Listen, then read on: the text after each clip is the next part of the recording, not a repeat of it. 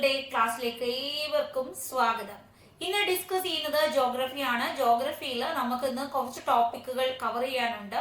Land, water, അതുപോലെ നമ്മുടെ സസ്യജാലങ്ങൾ, പിന്നെ മിനറൽസ്, ഇതൊക്കെ നമ്മൾ ഇന്ന് ഡിസ്കസ് ചെയ്യാൻ പോവുകയാണ്.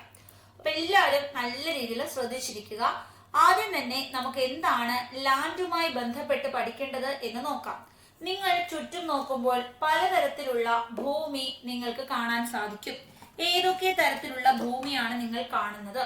കൃഷി ഭൂമി കാണുന്നു, കുറെ പാടങ്ങൾ അല്ലെ, നദികൾ കാണുന്നു, വെള്ളവും ഒക്കെ ചേർന്ന് കിടക്കുന്നു, കുളങ്ങൾ കാണുന്നു, മലകളുള്ള ഭൂമി കാണുന്നു, കുറച്ച് ഉയർന്നു നിൽക്കുന്ന ഭൂമി കാണുന്നു, നഗരങ്ങൾ കാണുന്നു, വീടും പോസ്റ്റ് ഓഫീസും പോലീസ് സ്റ്റേഷനും ഒക്കെയുള്ള സാധാ ഭൂമിയും കാണുന്നു അല്ലെ. മെട്രോപൊളിറ്റൻ നഗരം, വലിയ നഗരം, എറണാകുളം പോലുള്ള നഗരങ്ങൾ, മുംബൈ പോലുള്ള നഗരങ്ങൾ, ലണ്ടൻ പോലുള്ള നഗരങ്ങൾ, ഇങ്ങനെ പലത് നമുക്ക് ഭൂമിയിൽ കാണാൻ സാധിക്കും. നമ്മുടെ ഭൂമി വളരെ മികച്ച ഒരു പ്രകൃതി വിഭവമാണ്. ഇതിന്റെ 30% വിസ്തൃതിയാണ് ഉപരിതലത്തിനുള്ളത്. എല്ലാ ഭാഗങ്ങളും നമുക്ക് പോയി താമസിക്കാൻ പറ്റുമോ? ഇല്ല. വി കാൺ എന്ത് ചെയ്യാൻ പറ്റത്തില്ല. We can take every part as a habitable part അല്ലെ. നമുക്ക് എല്ലാ സ്ഥലത്തും പോയി താമസിക്കാൻ പറ്റില്ല. ചിലതൊക്കെ ഭയങ്കര മലയാണ്, ചിലടത്ത് ഹിമാലയം പർവ്വതം എന്താണ് മഞ്ഞ് മൂടിക്കിടക്കുകയാണ്, ചിലത് കൊടും ചൂടുള്ള മരുഭൂമികളാണ്. അപ്പൊ നമുക്ക് എല്ലായിടവും പോയി താമസിക്കാൻ പറ്റില്ല. അപ്പൊ ജനസംഖ്യ വ്യത്യസ്തമായിട്ടാണ് ഡിസ്ട്രിബ്യൂട്ട് ചെയ്യുന്നത്. ഇപ്പൊ ഗ്രാമമാണെങ്കിൽ ജനങ്ങൾ കുറവാണ്, മരുഭൂമിയിലാണെങ്കിൽ ഭയങ്കര കുറവാണ്. ഈ മഞ്ഞു പോലുള്ള സ്ഥലങ്ങളിലോ അന്റാർട്ടിക്കയിൽ ആരെങ്കിലും ഉണ്ടോ? ഇല്ല. ഹിമാലയ പർവ്വതത്തിൽ ആരെങ്കിലും ഉണ്ടോ? ഇല്ല. ഇനി നമ്മൾ നോക്കുമ്പോൾ സിറ്റി ആണെങ്കിലോ മുംബൈയിലോ എറണാകുളത്തോ ഒക്കെ ആണെങ്കിൽ ഒരുപാട് ജനം തിക്കി പാർക്കുന്നു. അപ്പൊ ആ ഒരു വ്യത്യസ്തമായിട്ടുള്ളത് കാണുന്നത് കൊണ്ട് തന്നെ ജനങ്ങളും അതിനനുസരിച്ച് വ്യത്യസ്തമായിട്ടാണ് താമസിക്കുന്നത്. ക്ലിയർ ആണോ? ഇത് ഭൂമിയുടെ പ്രത്യേകത, കാലാവസ്ഥയുടെ പ്രത്യേകതയൊക്കെ കൊണ്ടാണ് ജനങ്ങൾ ഇങ്ങനെ വ്യത്യസ്തമായി താമസിക്കുന്നത്. ഇപ്പൊ പലതരത്തിലുള്ള നിങ്ങൾക്ക് കാണാൻ സാധിക്കും. ഇത് കാണുമ്പോൾ കുറെ ഫ്ലാറ്റുകൾ, നഗരമാണെന്ന് മനസ്സിലായി. കണ്ടില്ലേ? ഒരുപാട് വീടുകളൊക്കെ കണ്ടോ? പിന്നെ ഇതൊക്കെ കണ്ടോ? ഗ്രാമങ്ങളിലെ കുഞ്ഞു കുഞ്ഞു വീടുകൾ, അല്ലാണ്ടുള്ള വീടുകളും ഉണ്ട്. കൃഷി, കൊച്ചു വീടുകളുള്ള ഗ്രാമമുണ്ട്, കുറച്ചും കൂടെ വലിയ വീടുകൾ, ദൂരെ ദൂരെ വീടുകളുള്ള ഗ്രാമങ്ങളും ഉണ്ട്. അപ്പൊ ഇങ്ങനെയാണ് നമ്മളുടെ ഭൂമി നമുക്ക് കാണാൻ സാധിക്കുന്നത്. അപ്പോ നമ്മൾ നോക്കുമ്പോൾ ഇപ്പോ ഏരിയ, ഇവിടെ പോപ്പുലേഷൻസ് ഒക്കെ വളരെ കുറവാണ്, വീടുകളില്ല എങ്കിൽ അതിന്റെ അർത്ഥം എന്തായിരിക്കും? താമസിക്കാൻ പറ്റാത്ത ഒരു ഏരിയ ആയിരിക്കും അല്ലെ. ഇടുക്കിയിലൊക്കെ ആണെങ്കിലോ, നമ്മുടെ ഇടുക്കി ജില്ല ഒരുപാട് മലകളൊക്കെ ഉണ്ട്. അപ്പൊ അടുത്തടുത്തൊന്നും വീടില്ല, അതുപോലെ ഇങ്ങനെ മലകളൊക്കെ ആയിരിക്കും അല്ലെ. പിന്നെയോ നമുക്ക് നോക്കുമ്പോൾ വെള്ളത്തിന്റെ അവൈലബിലിറ്റി, ഇപ്പൊ രാജസ്ഥാനിലൊക്കെ വെള്ളമില്ലാത്തപ്പോൾ നമുക്ക് പോയി താമസിക്കാൻ പറ്റുമോ? ഇല്ല. ഇനി ഒത്തിരി ജനങ്ങൾ തിക്കി പാർക്കുകയാണെങ്കിലോ നല്ല സമതലമായിരിക്കും, നല്ല കൃഷിയൊക്കെ ചെയ്യാൻ പറ്റുന്ന ഫലപുഷ്ടിയുള്ള മണ്ണുള്ളതായിരിക്കും, വെള്ളമൊക്കെ നല്ല അവൈലബിൾ ആയിരിക്കും. ഇനിയോ കൃഷിക്കൊക്കെ അനുയോജ്യമായ ലാൻഡൊക്കെ ആണെങ്കിൽ ഒരുപാട് ജനങ്ങൾ വന്നവിടെ താമസിക്കും. അപ്പോൾ ചെങ്കുത്തായ ഇങ്ങനെ സ്ലീപ്പ് ലൈൻ, മഞ്ഞ് വീഴ്ചയുള്ള സ്ഥലം, അല്ലെങ്കിൽ മലകൾ, അല്ലെങ്കിൽ മരുഭൂമികൾ, ഇവിടെ ആളുകൾക്ക് താമസിക്കാൻ പാടാണ്. അപ്പൊ നമുക്ക് നല്ല സുഖമൊക്കെ ആണെങ്കിലും നമ്മൾ താമസിക്കും അല്ലെ. നമുക്ക് നല്ല അടിപൊളി ലൈഫ് വേണം, അങ്ങനെയുള്ള സ്ഥലത്ത് നമ്മൾ വീടൊക്കെ കെട്ടി താമസിക്കാറുള്ളൂ. ഇനി നമ്മൾ നോക്കുന്നത് ഭൂമി എങ്ങനെയൊക്കെയാണ് ഉപയോഗിച്ചേക്കുന്നത്. നമ്മൾ കുറച്ച് ഭൂമി കൃഷിക്ക് വേണ്ടി ഉപയോഗിക്കുന്നു, കുറച്ച് ഭൂമി നിറച്ച് വനമാണ്, കുറച്ച് ഭൂമി ഖനനം ചെയ്യുന്നു. നമ്മൾ മിനറൽസ് ഒക്കെ ഇങ്ങനെ കുഴിച്ചെടുക്കുന്നു. സ്വർണം കുഴിച്ചെടുക്കുന്നു, ചെമ്പ് കുഴിച്ചെടുക്കുന്നു, ഇരുമ്പ് കുഴിച്ചെടുക്കുന്നു. ഇനിയോ വീടുകൾ നിർമ്മിക്കുന്നുണ്ട്. നമ്മൾ വീടുകൾ കുറച്ച് ഭൂമിയിൽ അങ്ങ് നിർമ്മിച്ചു വെച്ചിട്ടില്ലേ? വീടുകൾ നിർമ്മിച്ചു വെച്ചിട്ടുണ്ടോ? എല്ലാവരും ഒന്ന് കമന്റ് ചെയ്തേ. വീടുകൾ നിർമ്മിച്ചിട്ടുണ്ടോ? ഒരുപാട് ബിൽഡിങ്സുകൾ നിർമ്മിച്ചിട്ടുണ്ടോ? എല്ലാവരും നന്നായി ശ്രദ്ധിച്ചിരുന്ന് പഠിക്കണം. ഇന്നത്തെ ക്ലാസ് വളരെയധികം ശ്രദ്ധിക്കണം. നമുക്ക് മാക്സിമം ഫാസ്റ്റിൽ കാര്യങ്ങൾ പറയേണ്ടതായിട്ടുണ്ട്. എല്ലാരും കൂടെ തന്നെ നിൽക്കത്തില്ലേ? റെഡിയാണോ എല്ലാരും? ഓക്കെ ആണോ? സ്മൈലേസ് ഇടണം. ക്ലിയർ? അപ്പോ വ്യവസായശാലകൾ കാണാം, ഫാക്ടറീസ് ഒക്കെ ഇല്ലേ? നിങ്ങളുടെ വീടിന്റെ അടുത്ത് ഫാക്ടറി ഉണ്ടോ? എല്ലാരും കമന്റ് ചെയ്ത് ഏതൊക്കെ ഫാക്ടറീസ് ഉണ്ട്. ഇനി നമുക്ക് റോഡുകൾ കാണാം. ഗ്രാമ റോഡുണ്ട്, നാഷണൽ ഹൈവേസ് ഉണ്ട് അല്ലെ, റെയിൽവേ പാലങ്ങളുണ്ട്. അങ്ങനെ പലതായിട്ട് ഭൂമി ഉപയോഗിച്ചിട്ടുണ്ട്. നമ്മൾ ചുറ്റും കാണുന്ന എന്തൊക്കെ ഉണ്ടെന്നൊക്കെ പറഞ്ഞാൽ മതി. പോസ്റ്റ് ഓഫീസ് ഉണ്ട്, മരങ്ങൾ നട്ടിട്ടുണ്ട് അല്ലെ. അങ്ങനെ പല രീതിയിലാണ് നമ്മുടെ ഈ ഭൂമി നമ്മൾ ഉപയോഗിക്കുന്നുണ്ടോ? ഓക്കെ. ഇതിനെ നമ്മളിങ്ങനെ ഭൂമിയെ പലതായിട്ട് ഉപയോഗിക്കുന്നതിനെയാണ് ഭൂവിനിയോഗം എന്ന് പറയുന്നത്. ഇതിനെയാണ് ലാൻഡ് യൂസ് അല്ലെങ്കിൽ ഭൂമിയുടെ ഉപയോഗം എന്ന് പറയുന്നത്. ഓക്കെ ആണ്. ഇനി നമുക്ക് ഭൂപ്രകൃതി എങ്ങനെയുള്ള ഭൂമിയാണ്, അതിനനുസരിച്ച് നമ്മളുടെ ഉപയോഗം മാറും. ചെങ്കുത്തായ ഭൂമിയാണോ, സമതലമാണോ, തീരപ്രദേശമാണോ, ഇനി മണ്ണ് അവിടുത്തെ എങ്ങനെയുണ്ട്? കൃഷിക്ക് പറ്റിയ മണ്ണാണോ, ചെങ്കല്ല് മണ്ണാണോ, ലാറ്ററൈറ്റ് മണ്ണാണോ, കരിമണ്ണാണോ? പലതരത്തിലുള്ള മണ്ണ് അനുസരിച്ച് നമ്മുടെ ഉപയോഗം മാറും. കാലാവസ്ഥ സ്വാധീനിക്കും. മരുഭൂമിയാണോ, മഞ്ഞുമൂടി കിടക്കാണോ, നല്ല കാലാവസ്ഥയാണോ, അല്ലെ? ഇവിടെ എങ്ങനെ മിനറൽസ് കിട്ടുന്നു, വെള്ളത്തിന്റെ ലഭ്യത, ഇതൊക്കെ നോക്കിയാണ് ആളുകൾ അവിടെ വന്ന് ഭൂമിയിൽ താമസിക്കുകയും ഓരോരോ കാര്യങ്ങൾ ആ ഭൂമി ഉപയോഗിക്കാൻ കാരണമാവുകയും ചെയ്യുന്നത്. ജനസംഖ്യ, അതുപോലെ ടെക്നോളജി യൂസ് ഒക്കെ കാരണമാണ്. നമുക്ക് ഭൂമി, ചില ഭൂമികൾ സ്വകാര്യ ഭൂമിയാണ്, ചിലതോ കമ്മ്യൂണിറ്റി ഭൂമിയാണ്. ഇപ്പൊ ചില ഭൂമി എന്ന് വെച്ചാൽ ഒരു വ്യക്തിയുടെ മാത്രമാണ്. അപ്പോ നമ്മുടെ അച്ഛന് വേണ്ടി മാത്രമുള്ളതാണ്, അല്ലെ? അച്ഛന്റെ പേരിലാണ് നമ്മുടെ വീട്, അല്ലെങ്കിൽ അമ്മയുടെ പേരിലാണ് നമ്മുടെ വീട്. അപ്പൊ ആ വ്യക്തിയുടേതാണ് ആ ഭൂമി. ആ ഭൂമി ഫുള്ള്, അല്ലെ, മതിൽ തിരിച്ചു വെച്ചിട്ടുണ്ടായിരിക്കും. അപ്പൊ നമ്മുടെ ഭൂമി നമ്മുടേത് മാത്രമാണ്, പ്രൈവറ്റ് പ്രോപ്പർട്ടി, അല്ലെങ്കിൽ ഒരു വ്യക്തിയുടേതാണ്. ഇനി ഗവൺമെന്റിതാകാം, ആ വ്യക്തി ഗവൺമെന്റ് ആയി മാറാം, അല്ലെങ്കിൽ കുറെ പേരുടേതാകാം. നമ്മുടെ അച്ഛൻ, കുറെ പേർക്ക് ഒരുമിച്ച് ആ വസ്തു എഴുതിയിരിക്കുന്നു, അച്ഛനും അമ്മയ്ക്കും മക്കൾക്കും ഒക്കെ എഴുതിയിരിക്കുന്നു, അല്ലെ? അപ്പൊ കമ്മ്യൂണിറ്റി ഓണറും ആകാം. അപ്പൊ ഭൂമിയിൽ ഒന്നെങ്കിൽ ഒരു വ്യക്തി മാത്രമാകാം അവകാശി, അല്ലെങ്കിൽ ഒന്നിലധികം ആളുകളാകാം. ഓക്കെയാണ്. അപ്പൊ ഇനി സ്വകാര്യ ഭൂമി എന്ന് പറയുമ്പോൾ ഏതെങ്കിലും വ്യക്തികളുടെ ഉടമസ്ഥതയാണ്. കമ്മ്യൂണിറ്റി എന്ന് പറയുമ്പോഴത്തേക്ക് എന്താണ്? ഇവിടെ നമുക്ക് പൊതു ആവശ്യങ്ങൾക്ക്, പൊതു സമൂഹത്തിന്റെ ഒക്കെ ഉടമസ്ഥതയിലുള്ള, നമ്മുടെ കമ്മ്യൂണിറ്റി എന്ന് ഉദ്ദേശിക്കുന്നത് കൂടുതലും നമ്മുടെ ഗവൺമെന്റിന്റെ ഒക്കെ കയ്യിലുള്ള പ്രോപ്പർട്ടീസിനെയാണ് കമ്മ്യൂണിറ്റി എന്ന് എടുത്തു പറയുന്നത്. മറ്റേ പ്രൈവറ്റ് എന്ന് പറയുമ്പോൾ സ്വകാര്യ വ്യക്തികളുടെ കയ്യിലിരിക്കുന്ന ഭൂമികളെയാണ് നമ്മൾ സ്വകാര്യ ഭൂമി എന്ന് ഉദ്ദേശിക്കുന്നത്. കമ്മ്യൂണിറ്റി എന്ന് ഉദ്ദേശിക്കുന്നത് ഗവൺമെന്റിന്റെ ഒക്കെ കയ്യില് പൊതു ജനങ്ങളുടെ സ്വത്ത്, അല്ലെങ്കിൽ ഒരുപാട് പേർക്ക് ഇത് ഉപയോഗിക്കാൻ പറ്റുന്ന വിഭവങ്ങളെയാണ് അത് ഉദ്ദേശിക്കുന്നത്. ഇനി ജനങ്ങൾ കൂടും, ഭൂമി കൂടുവോ? ഇല്ല, ഇവിടെ ഇത്ര ഭൂമിയേ ഉള്ളൂ, ഈ ഭൂമി കൂടത്തില്ല, പക്ഷെ ജനങ്ങൾ ഇങ്ങനെ കൂടും, അല്ലെ? സ്ഥലം കുറച്ചേ ഉള്ളൂ. അപ്പൊ വാണിജ്യ മേഖലയുണ്ട്, ഷോപ്പിംഗ് കോംപ്ലക്സ് ഒക്കെ നമ്മൾ എന്ത് ചെയ്യുന്നുണ്ട്? ഇങ്ങനെ ഭൂമിയിലാണ് നിർമ്മിക്കുന്നത്. ഇപ്പൊ പലരും കൃഷിഭൂമിയൊക്കെ നികത്തി വലിയ വലിയ വീടുകളൊക്കെ വെക്കുന്നു. ഇനി നമുക്ക് വേണ്ടത്, നമ്മളിങ്ങനെ ഭൂമിയെ കൃത്യമായി ഉപയോഗിച്ചില്ലെങ്കിൽ പലതരത്തിലുള്ള പ്രശ്നങ്ങൾ ഉണ്ടാകും. നിങ്ങൾക്കറിയത്തില്ലേ, വയനാട് ചൂരൽമലയില് മണ്ണിടിച്ചിലുണ്ടായത്? അപ്പൊ ഭൂമി തകരും, മണ്ണിടിച്ചിലുണ്ടാകും, മണ്ണൊലിപ്പുണ്ടാകും, അതുപോലെ എന്തുണ്ടാകും? മരുഭൂമീകരണം ഉണ്ടാകും. അതായത് ഇങ്ങനെ മരുഭൂമി പോലെ വലുതായി വലുതായി വരും മരുഭൂമി. അവിടെ കൃഷിയൊന്നും ചെയ്യാൻ പറ്റാത്ത രീതിയിൽ വലിയ പ്രശ്നങ്ങൾ ഉണ്ടാകും. അപ്പോ നമ്മൾ വനവൽക്കരണം, ലാൻഡ് റീക്ലൈമേഷൻ, അപ്പൊ ഇങ്ങനെ നമ്മൾ കൃത്യമായി എന്ത് ചെയ്യണം? നമ്മുടെ ഭൂമിയെ സംരക്ഷിക്കണം, അല്ലെങ്കിൽ പലതരത്തിലുള്ള പ്രശ്നങ്ങൾ ഉണ്ടാകും എന്ന് ഓർക്കുക. എങ്ങനെയാണ് ഭൂമി സംരക്ഷിക്കേണ്ടത്? വനങ്ങൾ വെച്ചുപിടിപ്പിക്കണം, ഭൂമി നികത്തുന്നത് നമ്മൾ തടയണം, രാസകീടനാശിനികള്, വളങ്ങളൊക്കെ അമിതമായി ഉപയോഗിക്കാതിരിക്കുക. പിന്നെ ഒരുപാട് കന്നുകാലികളെ കൊണ്ട് മേയ്ക്കരുത്. കന്നുകാലികളെ ഒത്തിരി അങ്ങ് മേയ്ഞ്ഞാൽ എന്ത് ചെയ്യും? എല്ലാ പുല്ലുകളും കടിച്ചു തിന്നും, അവിടെ അങ്ങ് പ്ലെയിൻ ആക്കി വിടും. അപ്പൊ നമ്മളിങ്ങനെ പല രീതിയിൽ നമ്മുടെ ഭൂമി എന്ത് ചെയ്യണം? സംരക്ഷിക്കണം. നമ്മൾ ഭൂമിയെ സംരക്ഷിക്കണോ? എല്ലാവരും ഒന്ന് കമന്റ് ചെയ്തേ. ജനസംഖ്യ കൂടുമ്പോൾ പ്രശ്നങ്ങൾ ഉണ്ടാകും, അല്ലെ? പ്രകൃതി വിഭവങ്ങൾ പെട്ടെന്ന് തീരും, ഇത് വലിയ നാശത്തിലേക്ക് പോകും. അപ്പൊ ഭൂമി എങ്ങനെയാണ് സംരക്ഷിക്കേണ്ടത്? എല്ലാരും ഓരോ പോയിന്റ് കമന്റ് ചെയ്തേ. ഭൂമി എങ്ങനെ സംരക്ഷിക്കാം? ഓക്കെ, കിട്ടുന്നുണ്ടോ? ഭൂമി എങ്ങനെ സംരക്ഷിക്കാം? എല്ലാരും ഒന്ന് കമന്റ് ചെയ്തേ. നിങ്ങൾ എല്ലാരും മെസ്സേജ് അയച്ചേ. ഭൂമി എങ്ങനെ സംരക്ഷിക്കാം? നമ്മുടെ വനങ്ങൾ വെച്ച് പിടിപ്പിക്കുക, മരങ്ങൾ വെച്ച് പിടിപ്പിക്കുക, അങ്ങനെ നമ്മുടെ വനത്തേക്ക് സംരക്ഷിക്കാം. കാലാവസ്ഥ ചേഞ്ച് ഇല്ലാതാകും. ഭൂമി നികത്തൽ, അതായത് നമ്മുടെ വയലുകളൊക്കെ നികത്തി, കൃഷിഭൂമികളൊക്കെ നികത്തി അവിടെ വീട് വെക്കലൊക്കെ ഒഴിവാക്കണം. പിന്നെ നമ്മൾ കൃഷി ചെയ്യുമ്പോൾ ജൈവ വളങ്ങൾ ഉപയോഗിക്കണം. രാസകീടനാശിനി, പ്ലാസ്റ്റിക്കുകളൊക്കെ കൂടുതൽ ഉപയോഗിച്ചു കഴിഞ്ഞാൽ അത് അവിടെ തന്നെ കിടക്കും, ആ മണ്ണ് വേസ്റ്റ് ആയി മാറും. പിന്നെ കന്നുകാലി മേയിലൊക്കെ ഒരുപാട് മേയാൻ അനുവദിക്കരുത്. ക്ലിയർ ആണ്? ഇതൊക്കെയാണ് നമുക്ക് ഭൂമിയെ കുറിച്ച് പറയേണ്ടത്. അപ്പൊ നമ്മൾ ഭൂമിയെ കുറിച്ചാണ് ആദ്യം സംസാരിച്ചത്. നിങ്ങൾ ചുറ്റും നോക്കുമ്പോൾ പലതരത്തിലുള്ള ഭൂമി കാണാം. വനഭൂമി കാണാം, മരുഭൂമി കാണാം, അല്ലെ? തീരപ്രദേശങ്ങൾ കാണാം. അപ്പൊ നമുക്ക് കൃഷി യോഗ്യമായിട്ടുള്ള സ്ഥലം, നല്ല വെള്ളം കിട്ടുന്ന സ്ഥലം, പ്ലെയിൻ ആയിട്ടുള്ള സ്ഥലങ്ങളിലൊക്കെയാണ് കൂടുതലും ജനങ്ങൾ താമസിക്കുന്നത്. ഇനി നമുക്ക് പല രീതിയിലാണ് ഭൂമി നമ്മൾ ഉപയോഗിച്ചത്. കാലാവസ്ഥയൊക്കെ നല്ലത് നോക്കിയേ ജനങ്ങൾ താമസിക്കാറുള്ളൂ. ധാതു ലഭ്യത, ജലലഭ്യത, ഭൂപ്രകൃതി, മണ്ണ്, ഇതൊക്കെ നോക്കും. ഇനി രണ്ടു തരത്തിലുള്ള ഭൂമിയുണ്ട്. സ്വകാര്യ വ്യക്തിയുടെ കയ്യിലുള്ളതുണ്ട്, കമ്മ്യൂണിറ്റി ഭൂമിയുണ്ട്.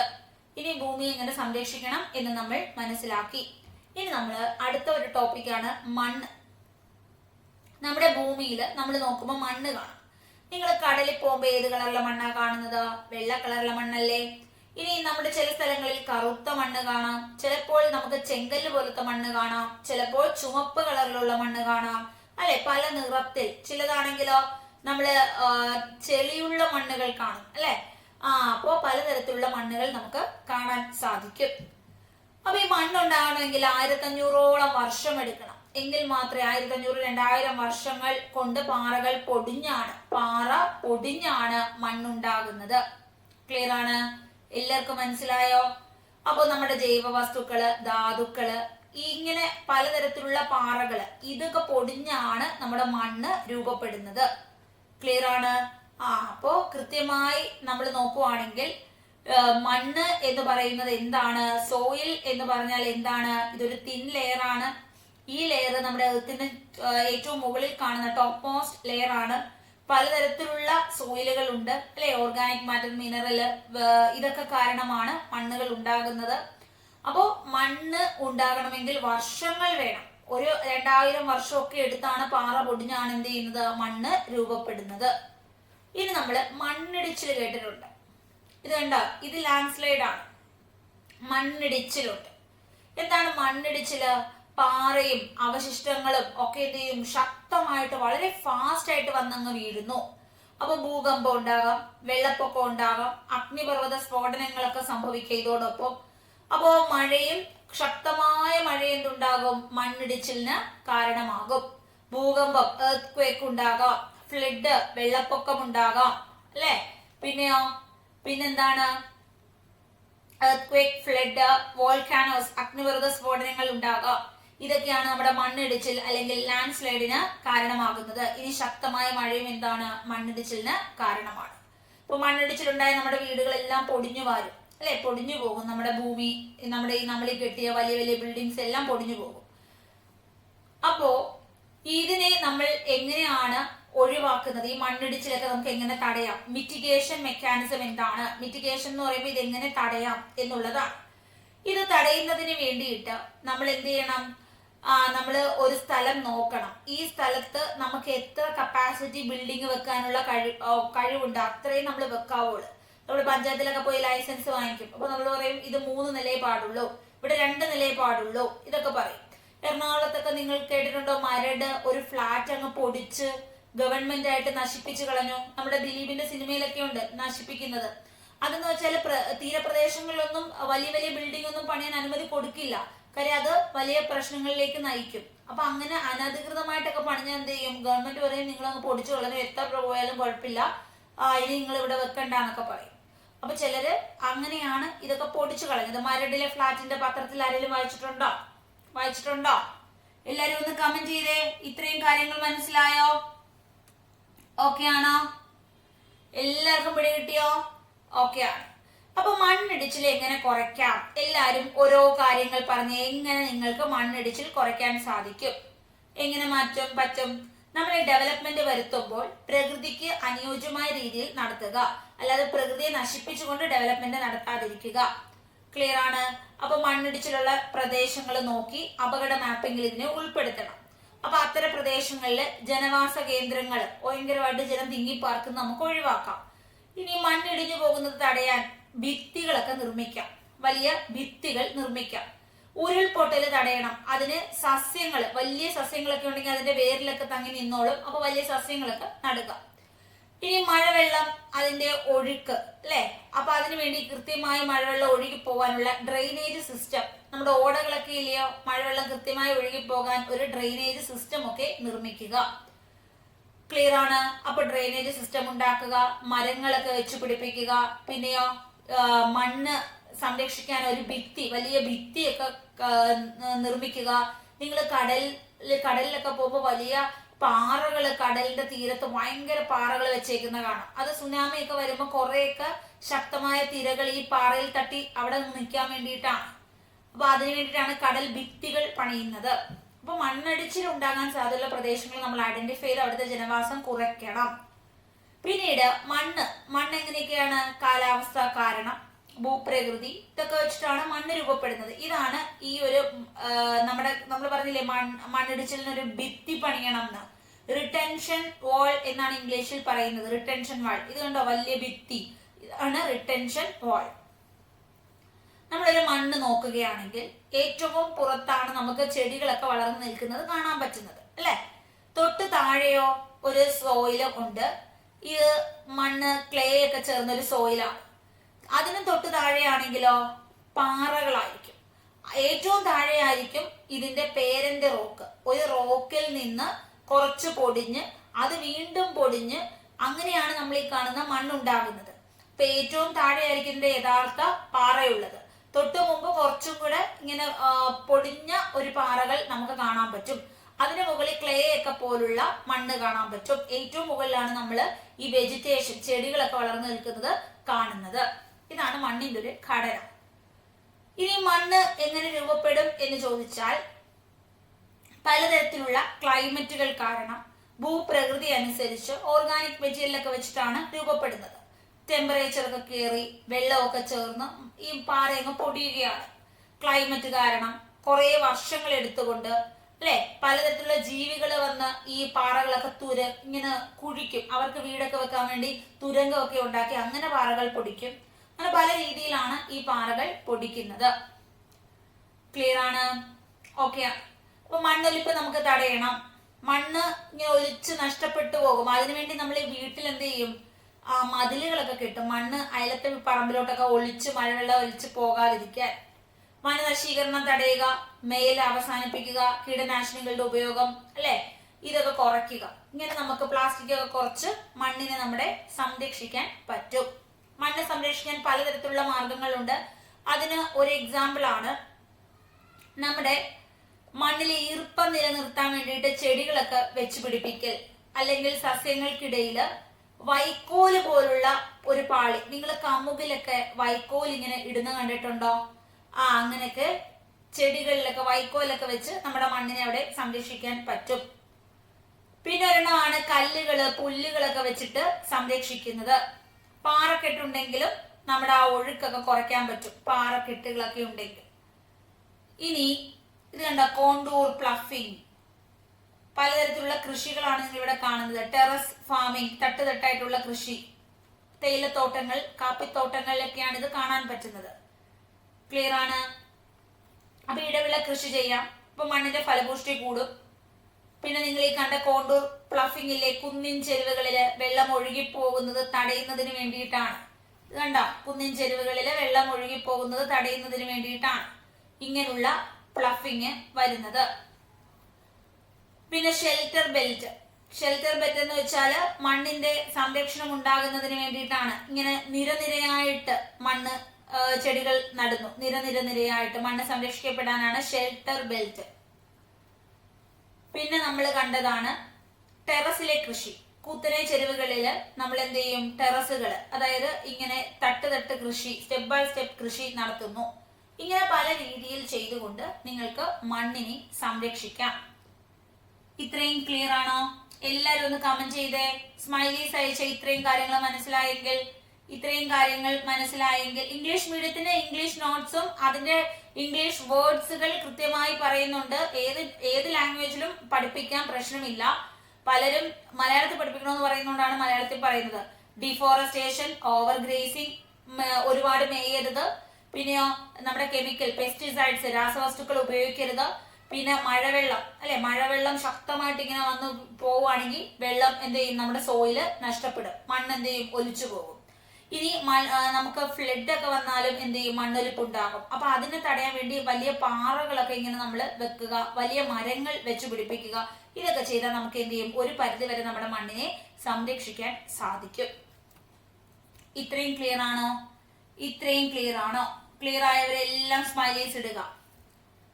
അപ്പൊ നമ്മള് മണ്ണിനെ സംരക്ഷിക്കുന്ന കാര്യം പറഞ്ഞു. ക്ലിയർ ആണ്? കണ്ട, contour barriers, rock dam, mulching, ടെറസിലെ ഫാമിംഗ് എന്താണ്, ഇതൊക്കെയാണ് നമ്മൾ കണ്ടത്. ക്ലിയർ ആണ്? ഓക്കെ. പിന്നെ നമ്മൾ ഇന്റർക്രോപ്പിംഗ്, ഇതാണ് ഇടവിള കൃഷി. കോണ്ടൂർ പ്ലഫിംഗ് എന്താണെന്ന് നമ്മൾ കണ്ടു. ഷെൽട്ടർ ബെൽറ്റ്, ഇങ്ങനെ നിരനിരയായിട്ട് വൃക്ഷങ്ങൾ നടുന്നതാണ്. അപ്പൊ കോണ്ടൂർ പഠിച്ചു, ഷെൽട്ടർ പഠിച്ചു, ഇന്റർക്രോപ്പിംഗ് ഇടവിള കൃഷി കണ്ടു, കോണ്ടൂർ ബാരേഴ്സ് കണ്ടു, റോക്ക് ഡാം കണ്ടോ, പാറകൾ വെച്ചാലും മണ്ണ് ഒലിച്ച് നഷ്ടപ്പെടത്തില്ല. അതിനാണ് നമ്മൾ മതിലൊക്കെ കെട്ടുന്നത്. ടെറസ് ഫാമിംഗ്, പിന്നെ മൾച്ചിങ്. ഇനി നമ്മൾ വെള്ളത്തിലേക്ക് പോവുകയാണ്. അപ്പൊ ലാൻഡ് കണ്ടു, സോയില് കണ്ടു. അടുത്ത നമുക്ക് പഠിക്കേണ്ടത് എന്താണ്? വാട്ടർ ആണ്. ഇനി വെള്ളത്തിലേക്കാണ് നമ്മൾ പോകുന്നത്. നമ്മൾ വെള്ളത്തെ കുറിച്ച് പല കാര്യങ്ങൾ പറഞ്ഞു. അതായത് നമ്മുടെ ഭൂമിയിൽ കൂടുതലും ഈ ലാൻഡിനേക്കാളും കൂടുതൽ എന്താണുള്ളത്? വെള്ളമാണ്. 3/4 എന്താണ്? ഭൂമിയില് വെള്ളമാണ്, അല്ലെ? നമുക്ക് പസഫിക് സമുദ്രം ഒക്കെ ഉണ്ട്, അവിടാണ് കൂടുതൽ വെള്ളവും കാണപ്പെടുന്നത് എന്ന് നമ്മൾ പഠിച്ചു. ഇനി ഇതിനകത്ത് 2/3 എന്താണ്? സമുദ്രങ്ങൾ തന്നെയാണ്, അല്ലെ? ഇനി കൂടുതൽ ഉപ്പുവെള്ളമല്ലേ ഇവിടെ? സമുദ്രം എന്ന് വെച്ചാൽ ഉപ്പുവെള്ളമല്ലേ? കടലക്കിലെ ഉപ്പുവെള്ളമല്ലേ? നമുക്ക് ഉപയോഗിക്കാൻ പറ്റുമോ? നമ്മൾ ഉപയോഗിക്കുന്ന വെള്ളം ശുദ്ധമായ വെള്ളമാണ്.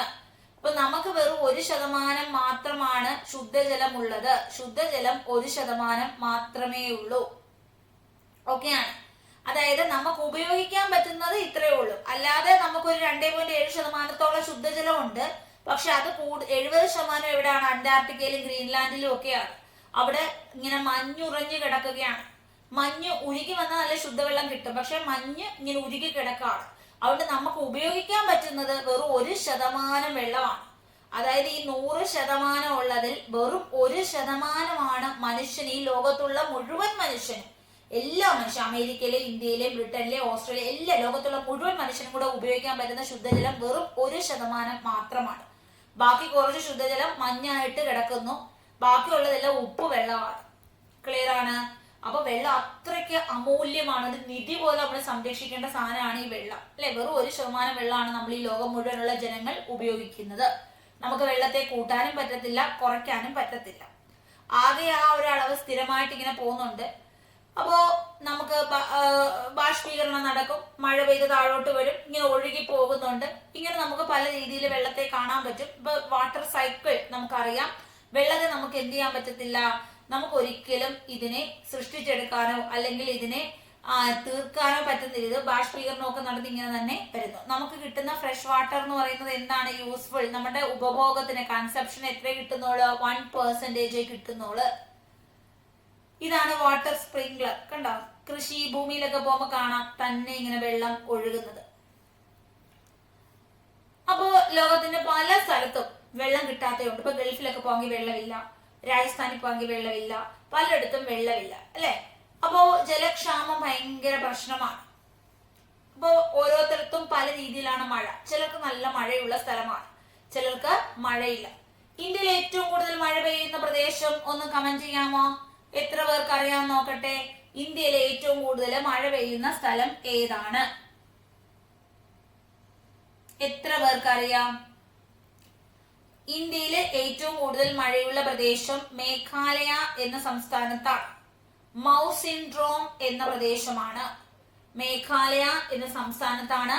മൗസിൻഡ്രോം എന്ന പ്രദേശമാണ്. കേരളത്തിൽ ഏറ്റവും കൂടുതൽ മഴ പെയ്യുന്ന ജില്ല ഏതാണ്? കേരളത്തിൽ കൂടുതൽ മഴ കിട്ടുന്ന ജില്ലയാണ് കോഴിക്കോട്.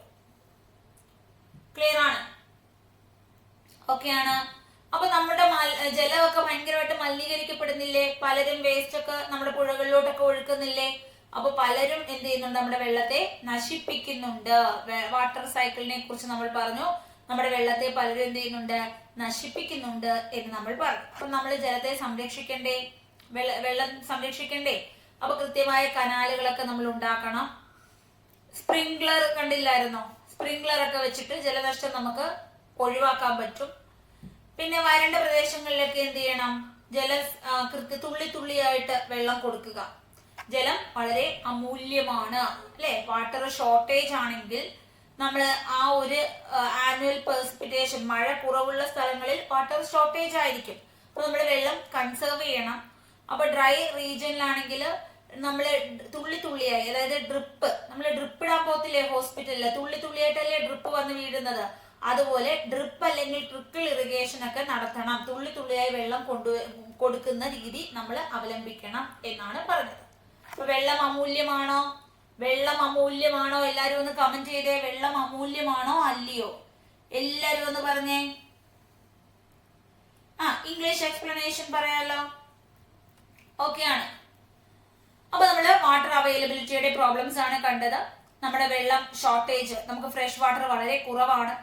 അപ്പൊ നമ്മുടെ കൺട്രീസ് നമ്മൾ നോക്കുമ്പോൾ എന്താണ്? നമുക്ക് വരൾച്ച, ഡ്രോട്ട് എന്ന് പറയുന്ന പ്രതിഭാസം, അതായത് വെള്ളം ഇല്ല, വരണ്ട് കിടക്കുന്നു, ഭൂമിയൊക്കെ തരിശു ഭൂമിയൊക്കെ കിടക്കുന്നു, നമുക്ക് കൃഷി ചെയ്യണ്ടേ, വാട്ടർ സ്കേഴ്സിറ്റി എന്ന് പറയുന്ന വലിയൊരു പ്രശ്നമാണ്.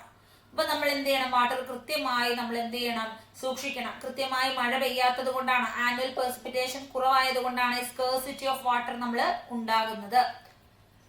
അപ്പോ നമ്മൾ നോക്കുമ്പോ നമ്മുടെ വെള്ളത്തെ സംരക്ഷിക്കാൻ നമ്മൾ കനാലുകളൊക്കെ ഉപയോഗിക്കുക, സ്പ്രിങ്കിൾസ് ഉപയോഗിക്കുക, കൃഷിഭൂമിയിൽ വരൾച്ചയുള്ള പ്രദേശങ്ങളിൽ ഡ്രിപ്പ് ഉപയോഗിക്കുക. ഇങ്ങനെ നമുക്ക് ഇറിഗേഷൻ നടത്തി വെള്ളത്തെ സംരക്ഷിക്കാം. അടുത്തത് നാച്ചുറൽ വെജിറ്റേഷനും വൈൽഡ് ലൈഫിനെ കുറിച്ചുമാണ് പറയുന്നത്. നാച്ചുറൽ വെജിറ്റേഷൻ എന്ന് ഉദ്ദേശിക്കുന്നത് എന്താണ്? ചെടികളാണ്. വൈൽഡ് ലൈഫ് എന്ന് വെച്ചാൽ എന്തായിരിക്കും? മൃഗങ്ങളുമാണ് ആണല്ലോ. ക്ലിയർ അല്ലേ? അപ്പൊ നമുക്ക് അതിനെ കുറിച്ചാണ് ഇനി പറയേണ്ടത്. നമ്മുടെ സസ്യജാലങ്ങളെയും വന്യജീവികളെ കുറിച്ചുമാണ്. അപ്പോ ഇവര് അല്ലെ, അപ്പൊ വന്യജീവികള്, സസ്യങ്ങള് ഒക്കെ ഉണ്ട്. ഇത് നമ്മുടെ ലിത്തോസ്ഫിയർ ഇവിടെ കാണപ്പെടുന്നു. ഇത് എന്താണ്? അപ്പൊ വെള്ളം ഉണ്ടെങ്കിലേ സസ്യങ്ങൾക്ക് നിൽക്കാൻ പറ്റൂ, ജീവജാലങ്ങൾക്കും പറ്റൂ. ഇവർ പരസ്പരം ആശ്രയിച്ചാണ് നിലകൊള്ളുന്നത്. ആവാസ വ്യവസ്ഥ നമുക്കറിയാം, ആവാസ വ്യവസ്ഥ ഉണ്ട്. ക്ലിയർ ആണ്? അപ്പൊ നോക്കിയേ, നമ്മുടെ നാച്ചുറൽ വെജിറ്റേഷനും വൈൽഡ് ലൈഫും ഇത് എക്സിസ്റ്റ് ചെയ്യുന്നു. എങ്ങനെയാണ്? ലിത്തോസ്ഫിയർ പാറ വേണം, ഹൈഡ്രോസ്ഫിയർ വെള്ളം വേണം, നമ്മുടെ അന്തരീക്ഷം വായു കിട്ടണ്ടേ, ശ്വസിക്കാൻ ഓക്സിജൻ വേണ്ടേ, അറ്റ്മോസ്ഫിയർ ഇതെല്ലാം ഉണ്ടെങ്കിൽ ഇവർക്ക് ഈ ബയോസ്ഫിയർ, ഈ ജീവമണ്ഡലത്തിന് നിലകൊള്ളൂ. ഇനി ഇവര് അങ്ങോട്ടും ഇങ്ങോട്ടും പരസ്പരം ഇന്റർ ഡിപ്പെൻഡന്റ് ആണ്, പരസ്പരം അങ്ങോട്ടും ഇങ്ങോട്ടും ബന്ധപ്പെട്ട് കിടക്കുകയാണ്, എങ്കിൽ മാത്രമേ ജീവിക്കാൻ പറ്റൂ. ഇതിനെയാണ് നമ്മൾ എക്കോസിസ്റ്റം എന്ന് പറയുന്നത്, നമ്മുടെ ആവാസ വ്യവസ്ഥ. എന്താണ് ഒരു ആവാസ വ്യവസ്ഥയ്ക്ക് എക്സാമ്പിള്? ആദ്യം ഒരു ചെടി, ഈ ചെടിയെ ഒരു പുൽച്ചാടി തിന്നു. പുൽച്ചാടിയെ ആര് തിന്നു? പുൽച്ചാടിയെ മുയല് തിന്നു, മുയലിനെ ലയൺ തിന്നു. ഇതാണ് ഒരു ആവാസ വ്യവസ്ഥ. അപ്പൊ ചെടിയാണ്, ചെടിയെ ഒരു പുൽച്ചാടി തിന്നു, പുൽച്ചാടിയെ മുയല് തിന്നു. അല്ല, മുയല് പുൽച്ചാടിയെ തിന്നത്തില്ല, പുൽച്ചാടിയെ, മുയലെന്ന് വെച്ചാൽ സസ്യബുക്കാണ്. പുൽച്ചാടിയെ ഒരു ഈഗിള് തിന്നു, അല്ലെങ്കിൽ നമ്മുടെ പുല്ല് മുയല് തിന്നു, മുയലിനെ ലയൺ തിന്നു. ക്ലിയർ ആണ്? ഓക്കെ ആണ്? ഇതാണ് നമ്മളുടെ ആവാസ വ്യവസ്ഥ. അപ്പൊ ഇതാണ് എക്കോസിസ്റ്റം. എക്കോസിസ്റ്റത്തിൽ ആരൊക്കെ ഉണ്ട്? ഈ കാണുന്ന എല്ലാവരും ഉണ്ട്. വന്യമൃഗങ്ങളുണ്ട്, പക്ഷികളുണ്ട്, പ്രാണികളുണ്ട്, ജലജീവികളുണ്ട്. അപ്പൊ ഇവരെല്ലാം എക്കോസിസ്റ്റത്തിലുണ്ട്. പക്ഷികൾ എന്ത് ചെയ്യുന്നു? പ്രാണികളെ തിന്നുന്നു, അല്ലെ? പിന്നെ വിഘാടകനുണ്ട്, ബാക്ടീരിയാസ് ഉണ്ട്. ലയൺ ചത്തുപോകുമ്പോൾ ബാക്ടീരിയ തിന്നും, അതാണ് വിഘാടകൻ. ചത്ത കന്നുകാലികളെ തിന്നുന്നത് ആരായിരിക്കും? ബാക്ടീരിയകൾ തിന്നും. ചിലപ്പോൾ കഴുകൻ കൊത്തിക്കൊണ്ടുപോയി തിന്നും, കഴുകൻ ചത്തുപോകുമ്പോൾ ബാക്ടീരിയ തിന്നും. അപ്പോ നമുക്കറിയാം, ഈ ലോകത്ത് കാണുന്ന ഉറുമ്പുകളാണെങ്കിലും ഏതൊരു കുഞ്ഞും വലുതും എല്ലാം എക്കോസിസ്റ്റത്തിന്റെ ഭാഗമാണ്, ആവാസ വ്യവസ്ഥയുടെ ഭാഗമാണ്. ഇനി സസ്യങ്ങൾ വളരണമെങ്കിൽ സൂര്യപ്രകാശം വേണ്ടേ, ഫോട്ടോസിന്തസിസ് നടത്തണ്ടേ, അതുപോലെ ജലാംശം വേണ്ടേ, ഇത് രണ്ടും വേണം. നമുക്കറിയാം വനങ്ങളുണ്ട്, പുൽച്ചെടികളുണ്ട്, കുറ്റിച്ചെടിയുണ്ട്. മഞ്ഞത്താണെങ്കിൽ തുന്ദ്ര എന്ന് പറയുന്ന ചെടികളെയും നമുക്ക് കാണാൻ പറ്റും. നമ്മൾ കഴിഞ്ഞ ക്ലാസ്സിൽ പഠിച്ചതാണ്. പലതരത്തിലുള്ള വെജിറ്റേഷൻ, വനത്തെ കുറിച്ച് കണ്ടു, തുന്ദ്രയെ കുറിച്ച് കണ്ടു, കുറ്റിച്ചെടികളെ കുറിച്ച് കണ്ടു, പുൽമേടുകളെ കുറിച്ച് കണ്ടു. ക്ലിയർ ആണോ? എല്ലാവർക്കും മനസ്സിലായില്ലേ? ഫോറസ്റ്റ്, ഗ്രാസ്ലാൻഡ്, സ്ക്രബ്, തുന്ദ്ര, ഈ വെജിറ്റേഷൻസ് ഒക്കെ നമുക്ക് അറിയാവുന്നതാണ്. ക്ലിയർ ആണ്? ഇപ്പൊ നമ്മുടെ എല്ലാ ജീവജാലങ്ങൾക്കും എന്ത് വേണം? എക്കോസിസ്റ്റം വേണം, പരസ്പരം ബന്ധപ്പെട്ട് കിടക്കുന്നു. ഇനി നല്ല മഴയുള്ള സ്ഥലമാണ്. നല്ല മഴയുള്ള സ്ഥലമാണെങ്കിൽ അവിടെ ഒരുപാട് ചെടികൾ വളരില്ലേ? ചെടികൾ വളരും. ഇപ്പൊ നല്ല വനങ്ങൾ ഉണ്ടാകും, നല്ല വലിയ മരങ്ങൾ തഴച്ചു വളരും. ഈ ഈർപ്പം കുറഞ്ഞാലോ? ഇപ്പൊ മരുഭൂമിയാണ്, മഴയും വെള്ളവും ഒന്നുമില്ല, ഈർപ്പം കുറവാണ്. അപ്പൊ അവിടുത്തെ ചെടികൾ വളരെ കുറവായിരിക്കും, അല്ലെ? ഈന്തപ്പന പോലുള്ള 1-2 ചെടികളെ കാണും. മിതമായ പ്രദേശമാണെങ്കിലും മുരടിച്ച മരങ്ങൾ, കുറ്റിച്ചെടികളൊക്കെ ആയിരിക്കും. നമുക്കറിയാം മരുഭൂമിയിലൊക്കെ എന്തേ കാണത്തോളൂ? കുറ്റിച്ചെടികൾ, കള്ളിമുൾ ചെടികളൊക്കെ കാണത്തോളൂ, ഈന്തപ്പനയൊക്കെ കാണുകയുള്ളൂ. മനുഷ്യൻ ഇടപെട്ടുകൊണ്ട് ഒരുപാട് മൃഗങ്ങളെ നശിപ്പിക്കുന്നുണ്ട്, വനങ്ങളെയൊക്കെ നശിപ്പിക്കുന്നുണ്ട്, ആവാസ വ്യവസ്ഥ നശിപ്പിക്കുന്നുണ്ട് മനുഷ്യൻ. വനനശീകരണം നടത്തുന്നു, മണ്ണൊലിപ്പ് നടത്തുന്നു, മനുഷ്യൻ പലതരത്തില് സെൽഫിഷ് ആയിട്ട് പല പ്രവർത്തനങ്ങൾ നടത്തുന്നു. അതുകൊണ്ട് കാട്ടുതീ, സുനാമി, മണ്ണിടിച്ചിൽ ഇങ്ങനെ പലതരത്തിലുള്ള പ്രശ്നങ്ങൾ ഉണ്ടാകുന്നു. ക്ലിയർ ആണ്? എല്ലാവർക്കും മനസ്സിലായോ? ഇത്രയും കാര്യങ്ങൾ പിടികിട്ടിയോ? ഡൗട്ട് ഉണ്ടോ? ഇപ്പൊ ക്ലൈമറ്റും ഹ്യൂമന്റെ ഇന്റർഫറൻസ്, ക്ലൈമറ്റ് ചേഞ്ചും ഹ്യൂമന്റെ പരിപാടിയും കാരണമാണ് വനവൽക്കരണം, സോയിൽ ഇറോഷൻ, അതുപോലെ കൺസ്ട്രക്ഷൻ ആക്ടിവിറ്റീസ്, ഫോറസ്റ്റ് ഫയർ, കാട്ടുതീ, സുനാമി, മണ്ണിടിച്ചിൽ, ലാൻഡ് സ്ലൈഡ്, ഇങ്ങനത്തെ ഒരുപാട് പരിപാടികൾ ഉണ്ടാകുന്നത് ഇത് കാരണമാണ്. അപ്പൊ നമ്മുടെ പ്രകൃതിയെ നമ്മൾ സംരക്ഷിക്കണ്ടേ? പ്രകൃതി നമുക്ക് എങ്ങനെ സംരക്ഷിക്കാം? നമ്മള് വനത്തെ നശിപ്പിക്കാൻ പാടില്ല, ബോധവൽക്കരണമൊക്കെ നടത്തുക, വനമഹോത്സവമൊക്കെ നടത്തുന്നത് അതുമായി ബന്ധപ്പെട്ടാണ്. കുട്ടികളെയൊക്കെ എന്ത് ചെയ്യുക, ബോധവൽക്കരണം നടത്തുക, നമ്മുടെ പ്രകൃതിയൊക്കെ സംരക്ഷിക്കണമെന്ന് പറഞ്ഞ് ബോധവൽക്കരണം നടത്തണം. അപ്പൊ പലതരത്തിലുള്ള ജീവികളെ നമുക്ക് ഈ വനത്തിൽ കാണാൻ പറ്റും. ഇത് കണ്ടോ, ബ്ലൂ കിങ് ഫിഷർ, പാമ്പിനെ കണ്ടോ, പൈത്തണിനെ കണ്ടോ, ഇനി ബ്രഹ്മകമൽ, മെഡിക്കൽ ഹെർബർ. ക്ലിയർ ആണ്? അപ്പൊ നമുക്ക് പലതരത്തിലുള്ള ചെടികളൊക്കെ കാണാൻ പറ്റും. ഇത്രയും കാര്യങ്ങൾ എല്ലാവർക്കും മനസ്സിലായോ? ആർക്കെങ്കിലും ഡൗട്ട് ഉണ്ടോ? എല്ലാവരും ഒന്ന് ലൈക്ക് ചെയ്തേ. ഇത്രയും കാര്യങ്ങൾ പിടികിട്ടിയെങ്കിൽ എല്ലാവരും ലൈക്ക് ചെയ്യുക. മണ്ണിനെ കുറിച്ച് പഠിച്ചു, പിന്നെയോ ലാൻഡിനെ കുറിച്ച് പഠിച്ചു, ലാൻഡ് സ്ലൈഡിനെ കുറിച്ച് കണ്ടു, പിന്നീടോ ചെടികളുടെ കാര്യങ്ങൾ കണ്ടു, ആവാസ വ്യവസ്ഥയെ കുറിച്ച് പറഞ്ഞു. ഇനി ഞാൻ ഒരു ആവാസ വ്യവസ്ഥ എഴുതട്ടെ. അതായത് നമ്മുടെ ഒരു ചെടി, ഈ ചെടിയെ ഒരു മാൻ തിന്നു. ചെടിയെ തിന്നുന്നില്ലേ മാന്? പുല്ലുകളെ മാൻ തിന്നത്തില്ലേ? മാനെ കടുവ തിന്നു. കടുവയെ പിന്നെ വേറെ മൃഗങ്ങളൊന്നും പിടിച്ചു തിന്നില്ല, പക്ഷെ കടുവ ചത്തുപോയി. അപ്പൊ ബാക്ടീരിയ ഇതിന്റെ അവശിഷ്ടങ്ങൾ തിന്നു. ഇതാണ് നമ്മുടെ ഒരു ആവാസ വ്യവസ്ഥ. ഇത് നമുക്ക് സമുദ്രത്തിലും ഇത്തരം ആവാസ വ്യവസ്ഥ കാണാം. സമുദ്രത്തിലും ചെടികളില്ലേ? ചെടികളെ മീൻ തിന്നും, ഈ മീനെ അവിടുന്ന് വേറെ വലിയ മീൻ തിന്നും, അല്ലെ? ഈ വലിയ മീന് എന്ത് ചെയ്യും? ഈ വലിയ മീനെ അവിടെ സമുദ്രത്തിലുള്ള നീർനായ കഴിച്ചു. നീർനായ ചത്തപ്പോൾ ബാക്ടീരിയ കഴിച്ചു. അങ്ങനെ ഇവിടെയും എന്തുണ്ട്? ആവാസ വ്യവസ്ഥയുണ്ട്. ക്ലിയർ ആണ്? എല്ലാവർക്കും മനസ്സിലായോ? ഇത്രയും കാര്യങ്ങൾ സെറ്റ് ആണോ? സെറ്റ് ആയവരെല്ലാം ലൈക്ക് ചെയ്തേ. ഇപ്പൊ നമ്മളെ ജോഗ്രഫിയിൽ ആദ്യം നമ്മുടെ ഭൂമിയെ കുറിച്ച് പറഞ്ഞു. ഒരുപാട് തരത്തിലുള്ള ഭൂമി നമുക്ക് കാണാൻ പറ്റും. നഗരങ്ങൾ കാണാം, ഗ്രാമങ്ങൾ കാണാം. നമുക്ക് നല്ല സൗകര്യം ഉണ്ടെങ്കിൽ നമ്മൾ അവിടെ താമസിക്കാൻ ഇഷ്ടപ്പെടും.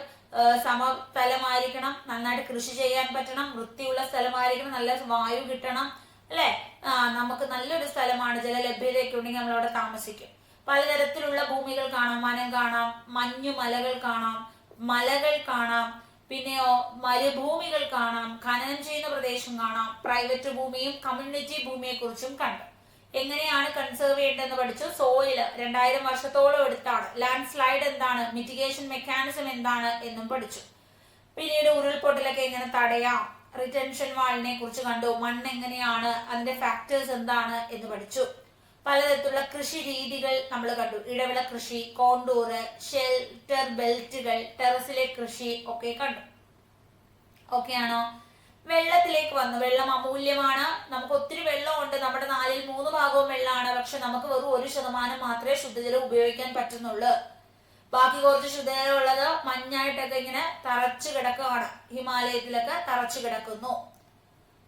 പിന്നെ നമ്മളെ വാട്ടർ സ്പ്രിംഗ്ലേഴ്സ്, അല്ലെ? മലിനീകരിക്കരുത്, സംരക്ഷിക്കണം. വാട്ടർ സൈക്കിളിനെ കുറിച്ച് കണ്ടു, അല്ലെ? ബാഷ്പീകരണമൊക്കെ നടന്ന തിരിച്ചു വരുന്നു. കനാല്, സ്പ്രിംഗ്ലേഴ്സ്, ഡ്രിപ്പിംഗ്, ഇതൊക്കെ കണ്ടു. പിന്നെ നാച്ചുറൽ വെജിറ്റേഷൻ, എക്കോസിസ്റ്റത്തെ കുറിച്ചൊക്കെയാണ് കണ്ടത്. മഴ ഒക്കെ കാരണം ഒരുപാട് തരത്തിലുള്ള വെജിറ്റേഷൻസ് ഉണ്ടാകുന്നുണ്ട്. ക്ലൈമറ്റ് ചേഞ്ച് അതിനെ ബാധിക്കുന്നു എന്നൊക്കെ നമ്മൾ പറഞ്ഞു. ഇത്രയും കാര്യങ്ങൾ സെറ്റ് ആണോ? എല്ലാവർക്കും സെറ്റ് ആണോ? ലൈക്ക് ചെയ്യണം. ഇത്രയും കാര്യങ്ങൾ മനസ്സിലായി എല്ലാവരും ലൈക്ക് ചെയ്യുക. ഓക്കെ ആണ്? എല്ലാവരും കമന്റ് ചെയ്യുക. മണ്ണ് നമുക്ക് എങ്ങനെ സംരക്ഷിക്കാം? നിങ്ങൾ എങ്ങനെയാണ് മണ്ണിനെ സംരക്ഷിക്കുന്നത്? എല്ലാവരും ഒന്ന് കമന്റ് ചെയ്തേ. അവരവരുടെ ഒരു എന്തെങ്കിലുമൊക്കെ ഒരു കമന്റ്. നിങ്ങൾക്ക് നിങ്ങളുടെ മണ്ണിനെ എങ്ങനെ സംരക്ഷിക്കാൻ പറ്റും? എല്ലാവരും ഓരോ കമന്റ് ചെയ്യുക. എങ്ങനെയാണ് നിങ്ങൾ മണ്ണിനെ സംരക്ഷിക്കുന്നത്? ഇനി നമ്മൾ മിനറൽസിനെ കുറിച്ചാണ് പറയാൻ പോകുന്നത്. മിനറൽസ് എന്ന് വെച്ചാൽ ധാതുക്കളാണ്. നമ്മുടെ ഈ ധാതുക്കൾ എന്ന് പറയുന്നത് ഭൂമിയിൽ അവിടെ വെറുതെ കിടപ്പുണ്ട്. നമ്മൾ കുഴിച്ചെടുത്താൽ നമുക്ക് കിട്ടും, അല്ലെ? ലോഹങ്ങളാണ്. നമ്മുടെ സ്വർണം കുഴിച്ചെടുക്കത്തില്ലേ, വെള്ളി കുഴിച്ചെടുക്കത്തില്ലേ? നമ്മൾ കുഴിച്ചെടുക്കുമ്പോൾ നമുക്ക് കിട്ടുന്ന സാധനമാണിത്. അപ്പോ ഇതില് സ്വാഭാവികമായിട്ട് പ്രകൃതിയിൽ ഇങ്ങനെ കിടക്കുകയാണ്. എന്നാൽ എല്ലാ സ്ഥലത്തും ഉണ്ടോ? ഇപ്പൊ നാളെ മുതൽ നമുക്ക് സ്വർണം കുഴിക്കാന്ന് പറഞ്ഞാൽ നമ്മുടെ വീട്ടയ്യോ ഒക്കെ കുഴിച്ചാൽ കിട്ടുമോ സ്വർണം? ഇല്ല. ചില പ്രദേശങ്ങളിലാണ് സ്വർണം കിടക്കുന്നത്. ഇപ്പൊ കർണാടകയില് കോലാർ എന്ന് പറയുന്ന സ്ഥലത്ത് സ്വർണ്ണഖനിയുണ്ട്. മലബാറിലെ നിലമ്പൂർ എന്ന് പറയുന്ന പ്രദേശത്തിലൊക്കെ സ്വർണ്ണഖനിയുണ്ട്. അങ്ങനെ പല പല പ്രദേശങ്ങളിൽ ഇങ്ങനെ ചെതറിക്കിടക്കാണ്. ആഫ്രിക്കയില് ബ്രസീലിലൊക്കെ കുറെ സ്വർണ്ണങ്ങളുണ്ട്. അപ്പൊ എല്ലാവരും ഒന്നും കുഴിച്ചാൽ നമുക്ക് എല്ലാം കിട്ടണം എന്നില്ല. ചില സ്ഥലത്തൊക്കെ കുഴിച്ചു നോക്കിയാൽ ചില ലോഹങ്ങളൊക്കെ നമുക്ക് കിട്ടും. ക്ലിയർ ആണ്? അപ്പോ നമുക്ക് പലതരത്തിലുള്ള പ്രക്രിയയിലൂടെയാണ് നമ്മൾ ഇതിനെ കുഴിച്ചെടുക്കുന്നത്. അപ്പൊ ചിലതിന്റെ നിറം വ്യത്യാസമായിരിക്കും. സ്വർണം കിട്ടുന്ന സ്ഥലത്ത് നല്ല മഞ്ഞ അല്ലെ, ഗ്ലിറ്ററിങ് എഫക്റ്റ് ഉള്ള സ്വർണം കിട്ടുന്നു. ചിലയിടത്ത് വെള്ളിയാണ് കിട്ടുന്നത്. ചിലയിടത്ത് കുഴിക്കുമ്പോൾ കൽക്കരിയാണ് കിട്ടുന്നത്, കറുത്ത കളറിലാണ് കൽക്കരി. ചിലർക്ക് ഇരുമ്പാണ് കിട്ടുന്നത്. അപ്പൊ പലതരത്തിലുള്ള സാന്ദ്രത വ്യത്യാസമാണ്, അതിന്റെ കാഠിന്യമൊക്കെ ഡിഫറെന്റ് ആണ്. ഇപ്പൊ നാച്ചുറലി ഒക്കറിങ് ആണ്, കെമിക്കൽ കോമ്പോസിഷന്റെ വ്യത്യാസമാണ്, മിനറൽസ് ആണ്. അപ്പോ ഇതിനെ കുറിച്ചാണ് നമ്മൾ പറഞ്ഞത്. Density, colour, hardness, chemical property, solubility, ഇതൊക്കെ ഇതിന്റെ എന്താണ്, വ്യത്യസ്തമാണ്. മിനറൽസിനെ രണ്ടായി തിരിക്കാം. എല്ലാരും ഒന്ന് കമന്റ് ചെയ്തേ, മിനറൽസിനെ എത്ര ആയി തിരിക്കാം? എല്ലാരും കമന്റ് ചെയ്യുന്നില്ല കേട്ടോ. മണ്ണ് വൃത്തിയായി സൂക്ഷിക്കുക. Very good, very good. വളരെ കുറച്ചു പേര് മാത്രമേ കമന്റ് ചെയ്യുന്നുള്ളൂ. ട്രീ നടാം എന്ന് പറഞ്ഞു, വേസ്റ്റ് ഇടരുതെന്ന് പറഞ്ഞു. ഓക്കെ, എത്ര ആയിട്ട് തിരിക്കാം? പ്ലാസ്റ്റിക് ഉപയോഗിക്കരുതെന്ന് കമന്റ് ചെയ്തു. Very good. അപ്പോ നമ്മുടെ മിനറൽസിനെ നമുക്ക് രണ്ടായി തിരിക്കാം. എല്ലാരും കമന്റ് ചെയ്തേ, മിനറൽസിനെ എത്ര ആയി തിരിക്കാം? രണ്ടായിട്ട് തിരിക്കാം. ഒന്ന് മെറ്റാലിക്, മറ്റൊന്ന് നോൺ മെറ്റാലിക്. അതായത് നമുക്ക് 3000-ലധികം ഈ മിനറൽസിന്റെ മലയാളമാണ് ധാതുക്കൾ. അപ്പം 3000-ലധികം ധാതുക്കൾ ഉണ്ട്. ഇവയുടെ ഘടന വെച്ചിട്ട്, ഇവരെങ്ങനെ ഇരിക്കുന്നു ആ ഘടന വെച്ചിട്ട് മെറ്റാലിക് അല്ലെങ്കിൽ ലോഹ ധാതുക്കൾ എന്നും, അല്ലെങ്കിൽ നോൺ മെറ്റാലിക് അതായത് അലോഹ ധാതുക്കൾ എന്ന് മലയാളത്തിൽ പറയുന്നു. ലോഹം, അലോഹം, ഇങ്ങനെ രണ്ടായി തിരിക്കാം. ഇനി മെറ്റാലിക് എന്ന് പറയുമ്പോൾ ഇരുമ്പിന്റെ അംശമുള്ളത് എന്ന രീതിയിൽ ഫെറസ് എന്നും, ഇരുമ്പിന്റെ അംശം ഇല്ലാത്തത് എന്ന രീതിയിൽ നോൺ ഫെറസ് എന്നും തിരിക്കാം. അപ്പൊ നമ്മൾ മെറ്റൽസിനെ രണ്ടായി തിരിച്ചു. എന്തൊക്കെയാണ് മെറ്റാലിക്കും നോൺ മെറ്റാലിക്കും? മെറ്റാലിക്കിൽ തന്നെ ഇരുമ്പിന്റെ അംശമുള്ളത്, ഇരുമ്പിന്റെ അംശം ഇല്ലാത്തത്, നോൺ മെറ്റാലിക് എന്ന അലോഹ ധാതുക്കളുമുണ്ട്. ക്ലിയർ ആണ്? അപ്പൊ ലോഹ ധാതുക്കൾ തന്നെ നമ്മൾ നോക്കുമ്പോൾ നമുക്ക് അസംസ്കൃത രൂപത്തിൽ ലോഹം ഉണ്ട്. താപം, ലോഹമാണെങ്കിൽ താപം വൈദ്യുതി കടത്തിവിടും. ചൂട് താപത്തെ കടത്തിവിടും. ഇലക്ട്രിസിറ്റി, വൈദ്യുതി ഇതിനുള്ളിലൂടെ കടത്തിവിടും. തിളക്കം ഉള്ളത് കാണും, തിളക്കമില്ലാത്തത് കാണും. അപ്പോ നമ്മള് ഇരുമ്പിന്റെ അയിരുണ്ട് അല്ലെ, ഇരുമ്പ് കുഴിച്ചു കിട്ടുന്നത് ഇരുമ്പ് അയിരെടുത്ത് പ്രോസസ് ചെയ്യുമ്പോഴാണ്. അതുപോലെ ബോക്സൈറ്റ്, മാംഗനീസ്, ഇതൊക്കെ ലോഹത്തിന് എക്സാമ്പിൾ ആണ്. നമ്മൾ പറഞ്ഞു ഇരുമ്പംശമുള്ളത്, ഇരുമ്പംശമില്ലാത്തതാകാം. ഇരുമ്പുള്ളതാണ് ഇരുമ്പയിരും മാംഗനീസും ക്രോമൈറ്റും. ഇരുമ്പയിരും മാംഗനീസ്, ക്രോമൈറ്റ് ഒക്കെ ഇരുമ്പുള്ളതാണ്. ഇരുമ്പില്ലാത്തതാണ് നോൺ ഫെറസ്. സ്വർണം, വെള്ളി, ചെമ്പ്, ഈയം, ഇതൊക്കെ ഇതുമായി ബന്ധപ്പെട്ടിരിക്കും. അപ്പൊ നമുക്ക് മെറ്റൽസിനെ രണ്ടായി തിരിക്കാം. ഏതൊക്കെയാണ് നമ്മളുടെ metals? Metallic and non metallic. Metallic തന്നെ ഫെറസും ഉണ്ട്, നോൺ ഫെറസും ഉണ്ട്. ഇത്രയും കാര്യങ്ങൾ പിടികിട്ടിയോ? നമ്മൾ നോൺ മെറ്റാലിക് എന്ന് പറഞ്ഞില്ലേ, അതിന് എക്സാമ്പിൾ ആണ് ഈ മിനറൽസില് മെറ്റൽസ് ഇല്ല അല്ലെ, നോൺ മെറ്റാലിക് ആണ്. നമ്മുടെ ചുണ്ണാമ്പുകല്ല്, ലൈംസ്റ്റോൺ, മൈക്ക, ജിപ്സം, ഇതൊക്കെ ഇതിന് എക്സാമ്പിൾ ആണ്. നോൺ മെറ്റാലിക് കൊണ്ട് നോൺ മെറ്റാലിക്കിന് എക്സാമ്പിൾ ആണ് ചുണ്ണാമ്പുകല്ല്, മൈക്ക, ജിപ്സം തുടങ്ങിയവ. അപ്പോ മിനറൽസിൽ ഫ്യൂവൽസ്, ധാതുക്കൾ തന്നെ ഫ്യൂവൽസ് ആണ് നമ്മൾ ഉപയോഗിക്കുന്ന. കൽക്കരി, പെട്രോളിയം, ഇതൊക്കെ നോൺ മെറ്റാലിക് ആയിട്ടുള്ള മിനറൽസ് ആണ്. അപ്പൊ മിനറൽസിന്റെ എക്സാമ്പിൾ ചോദിക്കും. മിനറൽസ് ഏതൊക്കെ? രണ്ടെണ്ണം. മെറ്റാലിക് ഉണ്ട്, നോൺ മെറ്റാലിക് ഉണ്ട്. നോൺ മെറ്റാലിക്കിന്റെ എക്സാമ്പിൾ ചോദിക്കും. ഏതൊക്കെയാണ്? ലൈംസ്റ്റോൺ, ചുണ്ണാമ്പുകല്ല്, മൈക്ക, ജിപ്സം. അതുപോലെ മിനറൽസ് ചിലത് കോള്, പെട്രോളിയം, ഇതൊക്കെ എന്ന് പറയുന്നത് നോൺ മെറ്റാലിക് ആണ്. Mineral fuels. ഇത്രയും പിടികിട്ടിയോ? അപ്പൊ ചുണ്ണാമ്പ് കല്ല്, മൈക്ക, ജിപ്സം കണ്ടു, കൽക്കരി പെട്രോളിയം കണ്ടു, ഖനനവും ഡ്രില്ലിങ്ങും ക്വാറിയും ഇതൊക്കെ വെച്ചിട്ടാണ് ഇത് വേർതിരിച്ചെടുക്കുന്നത് എന്ന് നമ്മൾ മനസ്സിലാക്കി. ഇത്രയും കാര്യങ്ങൾ പിടികിട്ടിയോ? മിനറൽസ് എത്ര എണ്ണമുണ്ട്? 2 എണ്ണമുണ്ട്. ഇത്രയും പിടികിട്ടിയോ? മെറ്റാലിക് ഉണ്ട്, നോൺ മെറ്റാലിക് ഉണ്ട്. മെറ്റാലിക് 2 എണ്ണമുണ്ട്. Ferrous, non ferrous. എക്സാമ്പിൾ മനസ്സിലായോ? ലൈക്ക് ചെയ്യാം. ഇത്രയും കാര്യങ്ങൾ മനസ്സിലായവർ ലൈക്ക് ചെയ്യുക. നമ്മൾ പറഞ്ഞു, നമ്മള് പ്രകൃതിയിൽ ചുമ്മാ കിടക്കുന്നതാണ്, കുഴിച്ചു നോക്കുമ്പോൾ കിട്ടുന്നതാണ്. നിറവും സാന്ദ്രതയും കാഠിന്യവും ഒക്കെ മാറ്റമാണ്. 2 എണ്ണം metallic, non metallic, ferrous, non ferrous കിട്ടി. ഇനി എങ്ങനെയാണ് മിനറൽസിനെ ഖനനം ചെയ്യുന്നത്? ആദ്യം മൈനിങ് ഉണ്ട്, പിന്നെ ഡ്രില്ല് ചെയ്യണം, അത് കഴിഞ്ഞ് ക്വാറി. ഈ 3 കാര്യങ്ങൾ ചെയ്താണ് എക്സ്ട്രാക്ഷൻ നടത്തുന്നത്. അപ്പൊ ഭൂമിയുടെ ഉപരിതലത്തിനടിയിൽ കുഴിച്ചിട്ടിരിക്കുന്ന പാറകളിൽ നിന്ന് ധാതുക്കൾ വേർതിരിച്ചെടുക്കുന്നതാണ് ഖനനം. ഇനി നമുക്ക് വേണ്ടത് ഷാഫ്റ്റ് മൈനിങ് ഉണ്ട്, ഷാഫ്റ്റുകൾ എന്നൊക്കെ അറിയപ്പെടുന്നതുണ്ട്. ഇനി ഡ്രില്ലിങ്, ആഴത്തിൽ ഇങ്ങനെ കുഴിക്കുന്നതിനെയാണ് നമ്മൾ ഡ്രിൽസ് എന്ന് പറയുന്നത്. ക്വാറിയിൽ നിന്നാണ് ലാസ്റ്റ് ഘട്ടം കുഴിച്ചെടുക്കുക. അപ്പൊ മൈനിങ് എന്ന് വെച്ചാൽ മിനറൽസ് അല്ലെ, വേർതിരിക്കലാണ്. ഓപ്പൺ കാസ്റ്റ് മൈനിങ് വരുന്നുണ്ട്, ഷാഫ്റ്റ് വരുന്നുണ്ട്, ഷാഫ്റ്റ് മൈനിങ് ഉണ്ട്, ക്വാറിങ് ഉണ്ട്, ഡ്രില്ലിംഗ് ഉണ്ട്. ഡ്രില്ലിംഗ് എന്ന് വെച്ചാൽ കുറച്ചും കൂടെ ആഴത്തിൽ ഇങ്ങനെ ഡ്രിൽ ചെയ്യുകയാണ്, കുഴിച്ചു പോവുകയാണ്.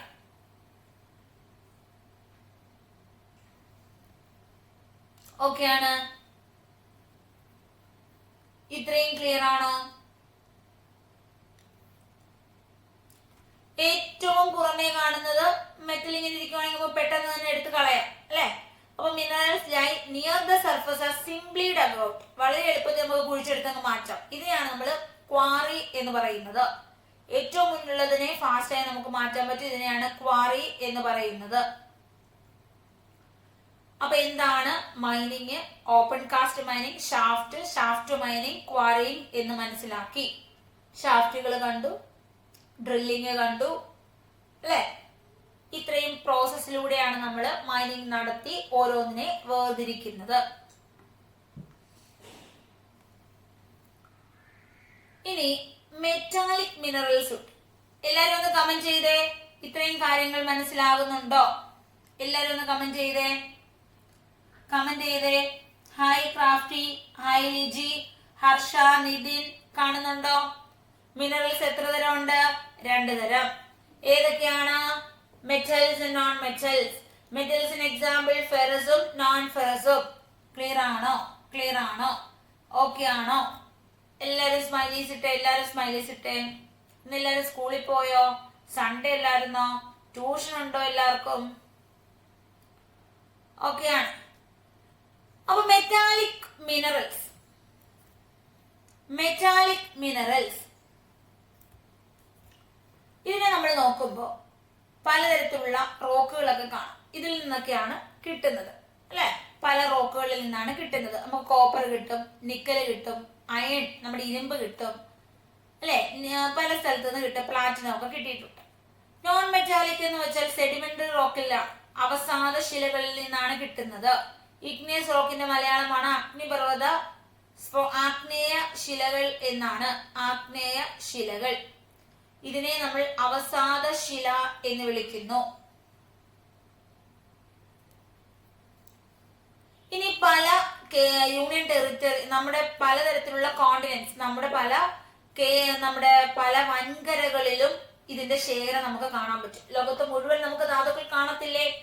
അതിനകത്ത് ഏഷ്യയിൽ കൂടുതൽ നിക്ഷേപം ഉള്ളത് ചൈനയിലും ഇന്ത്യയിലുമാണ്. ടിൻ ഉൽപാദനത്തിൽ മുന്നിലാണ് ചൈന, മലേഷ്യ, ഇന്തോനേഷ്യ ഒക്കെ. ലെഡ്, ആന്റിമണി, ടങ്സ്റ്റൺ ഒക്കെ ചൈനയുണ്ട്. മാംഗനീസും ബോക്സൈറ്റും, മാംഗനീസ് കൂടുതൽ ഇന്ത്യയിലെ ഒഡീഷയിലാണ് ഉൽപ്പാദിപ്പിക്കുന്നത്. ബോക്സൈറ്റ്, നിക്കൽ, സിങ്ക്, ചെമ്പൊക്കെ നമ്മുടെ ഏഷ്യയിൽ, ഇന്ത്യയിലൊക്കെ ഉണ്ട്. ബോക്സൈറ്റ് അലൂമിനിയത്തിന്റെ അയിരാണ്. ഇത് നിങ്ങൾ പഠിക്കാൻ വേണ്ടിയിട്ടല്ല, പല രാജ്യങ്ങളും ഉണ്ടെന്ന് മനസ്സിലാക്കാൻ വേണ്ടിയിട്ടാണ്. ഇത് നിങ്ങൾ പഠിക്കണം. ലോകത്തിലെ ഏറ്റവും കൂടുതൽ ഇരുമ്പയിര് ഉൽപാദകർ ആരാണ്? അത് നിങ്ങൾ പഠിച്ചു വെക്കുക. യൂറോപ്പുകാരാണ്. ലോകത്തിലെ ഏറ്റവും കൂടുതൽ ഇരുമ്പയിര് ഉൽപാദകർ യൂറോപ്പാണ്. ഇനി വടക്കേ അമേരിക്കയിലേക്ക് പോകുമ്പോൾ നമുക്ക് 3 മേഖലകൾ കാണാം. ഗ്രേറ്റ് തടാകങ്ങൾക്ക് വടക്കുള്ള കനേഡിയൻ മേഖല, പിന്നെ ഇരുമ്പ്, നിക്കൽ, സ്വർണം അത് കണ്ടു. കോർഡില്ലേറീസിൽ പടിഞ്ഞാറൻ കോർഡില്ലേർ വേറെ കുറെ സ്വർണവും വെള്ളിയൊക്കെ നമുക്ക് കാണാൻ പറ്റും. അപ്പൊ വടക്കേ അമേരിക്കയില് സ്വർണം വെള്ളിയൊക്കെ ഉണ്ട്. യൂറോപ്പിലെ കണ്ടു, ഏഷ്യയിലെ കണ്ടു. തെക്കേ അമേരിക്കയില് ഇതുപോലെ തന്നെ ബ്രസീലിലൊക്കെ ഒരുപാട് സാധനങ്ങളുണ്ട് എന്ന് നമ്മൾ പറഞ്ഞു. ലോകത്തിലെ ഏറ്റവും കൂടുതൽ ഇരുമ്പ് ഖനനം ചെയ്യുന്നത് ആരാണ്? നമ്മുടെ ബ്രസീലാണ്. 2ാം സ്ഥാനം ഇന്ത്യക്കുണ്ട്. അമേരിക്ക ആണെങ്കിൽ ധാതുക്കളൊക്കെ കൂടുതൽ കാണപ്പെടുന്നു. ആഫ്രിക്ക, ഏറ്റവും വലിയ വജ്രമാണ് ആഫ്രിക്കയില് ഖനനം ചെയ്യുന്നത്. സ്വർണത്തില് കൂടുതലും ആഫ്രിക്കയുമായി ബന്ധപ്പെട്ടിരിക്കുന്നു. ഓസ്ട്രേലിയ ആണെങ്കിൽ ബോക്സൈറ്റ്, ഏറ്റവും കൂടുതൽ ബോക്സൈറ്റ് ഉൽപ്പാദിപ്പിക്കുന്നത് ഓസ്ട്രേലിയ ആണ്.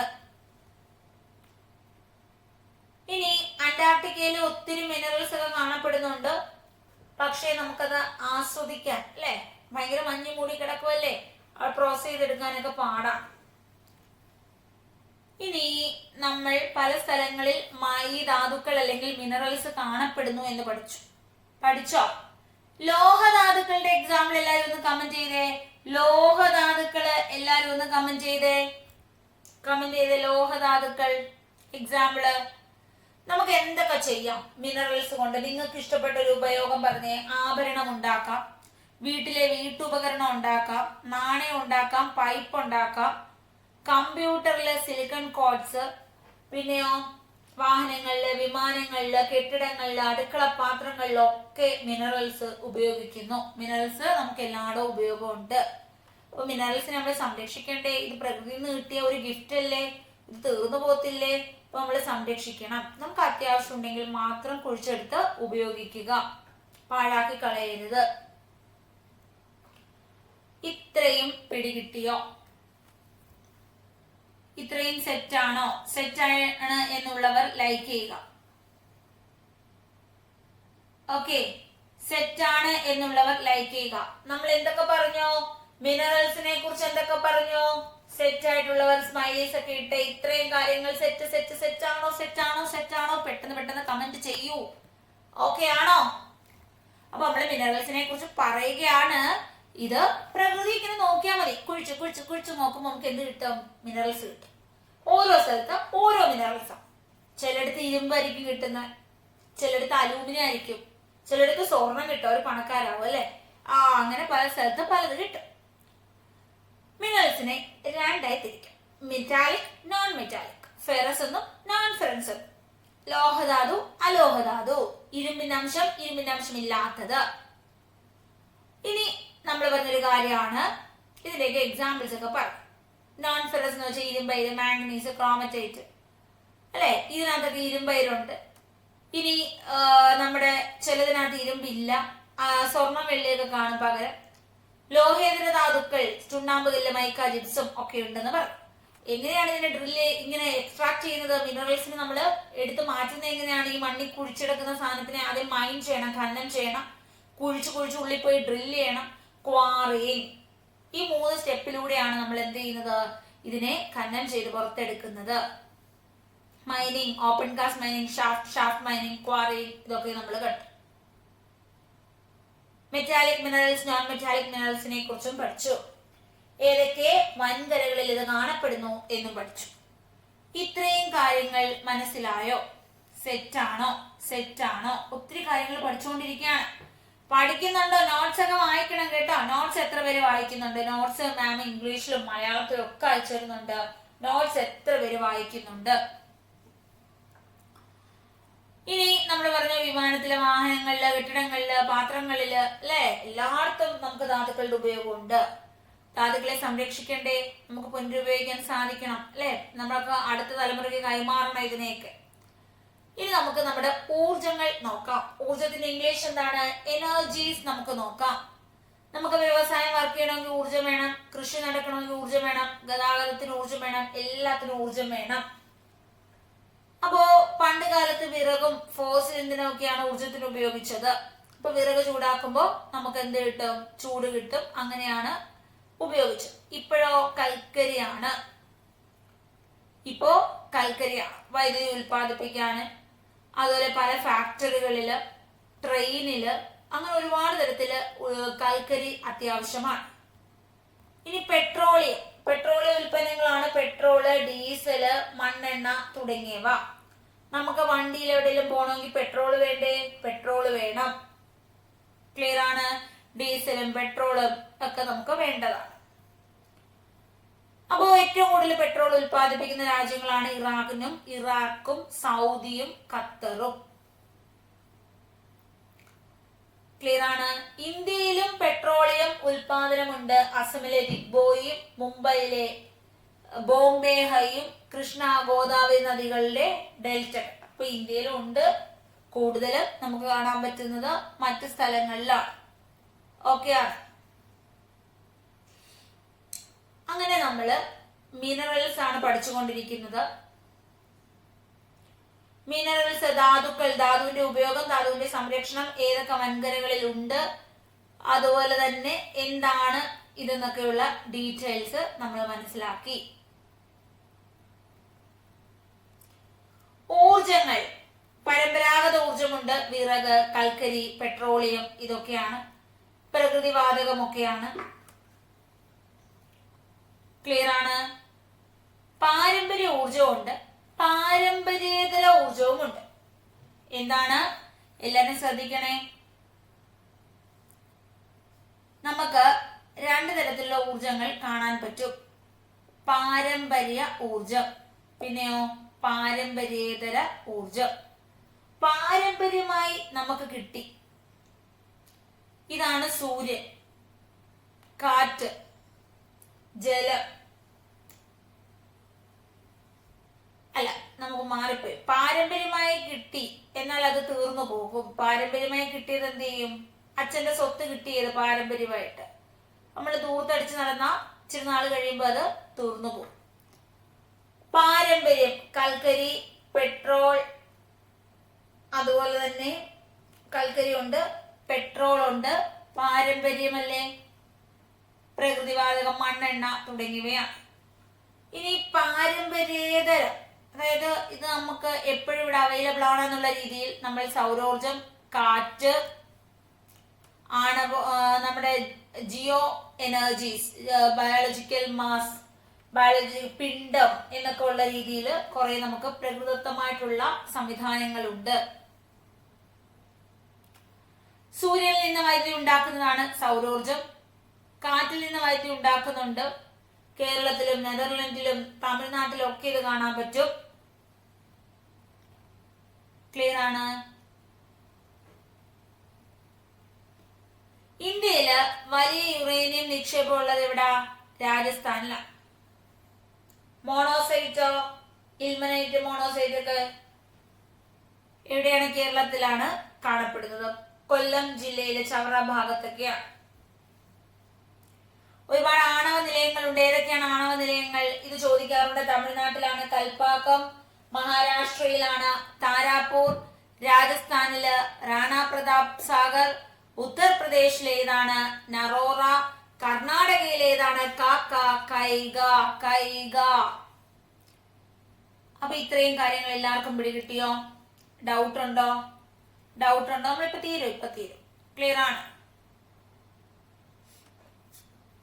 അപ്പോ നമുക്ക് ലോകത്തില് വലിയ താപോർജ നിലയങ്ങളൊക്കെ ഉണ്ട്. ന്യൂസിലൻഡും ഐസ്ലാൻഡും ഒക്കെ ഉണ്ട്.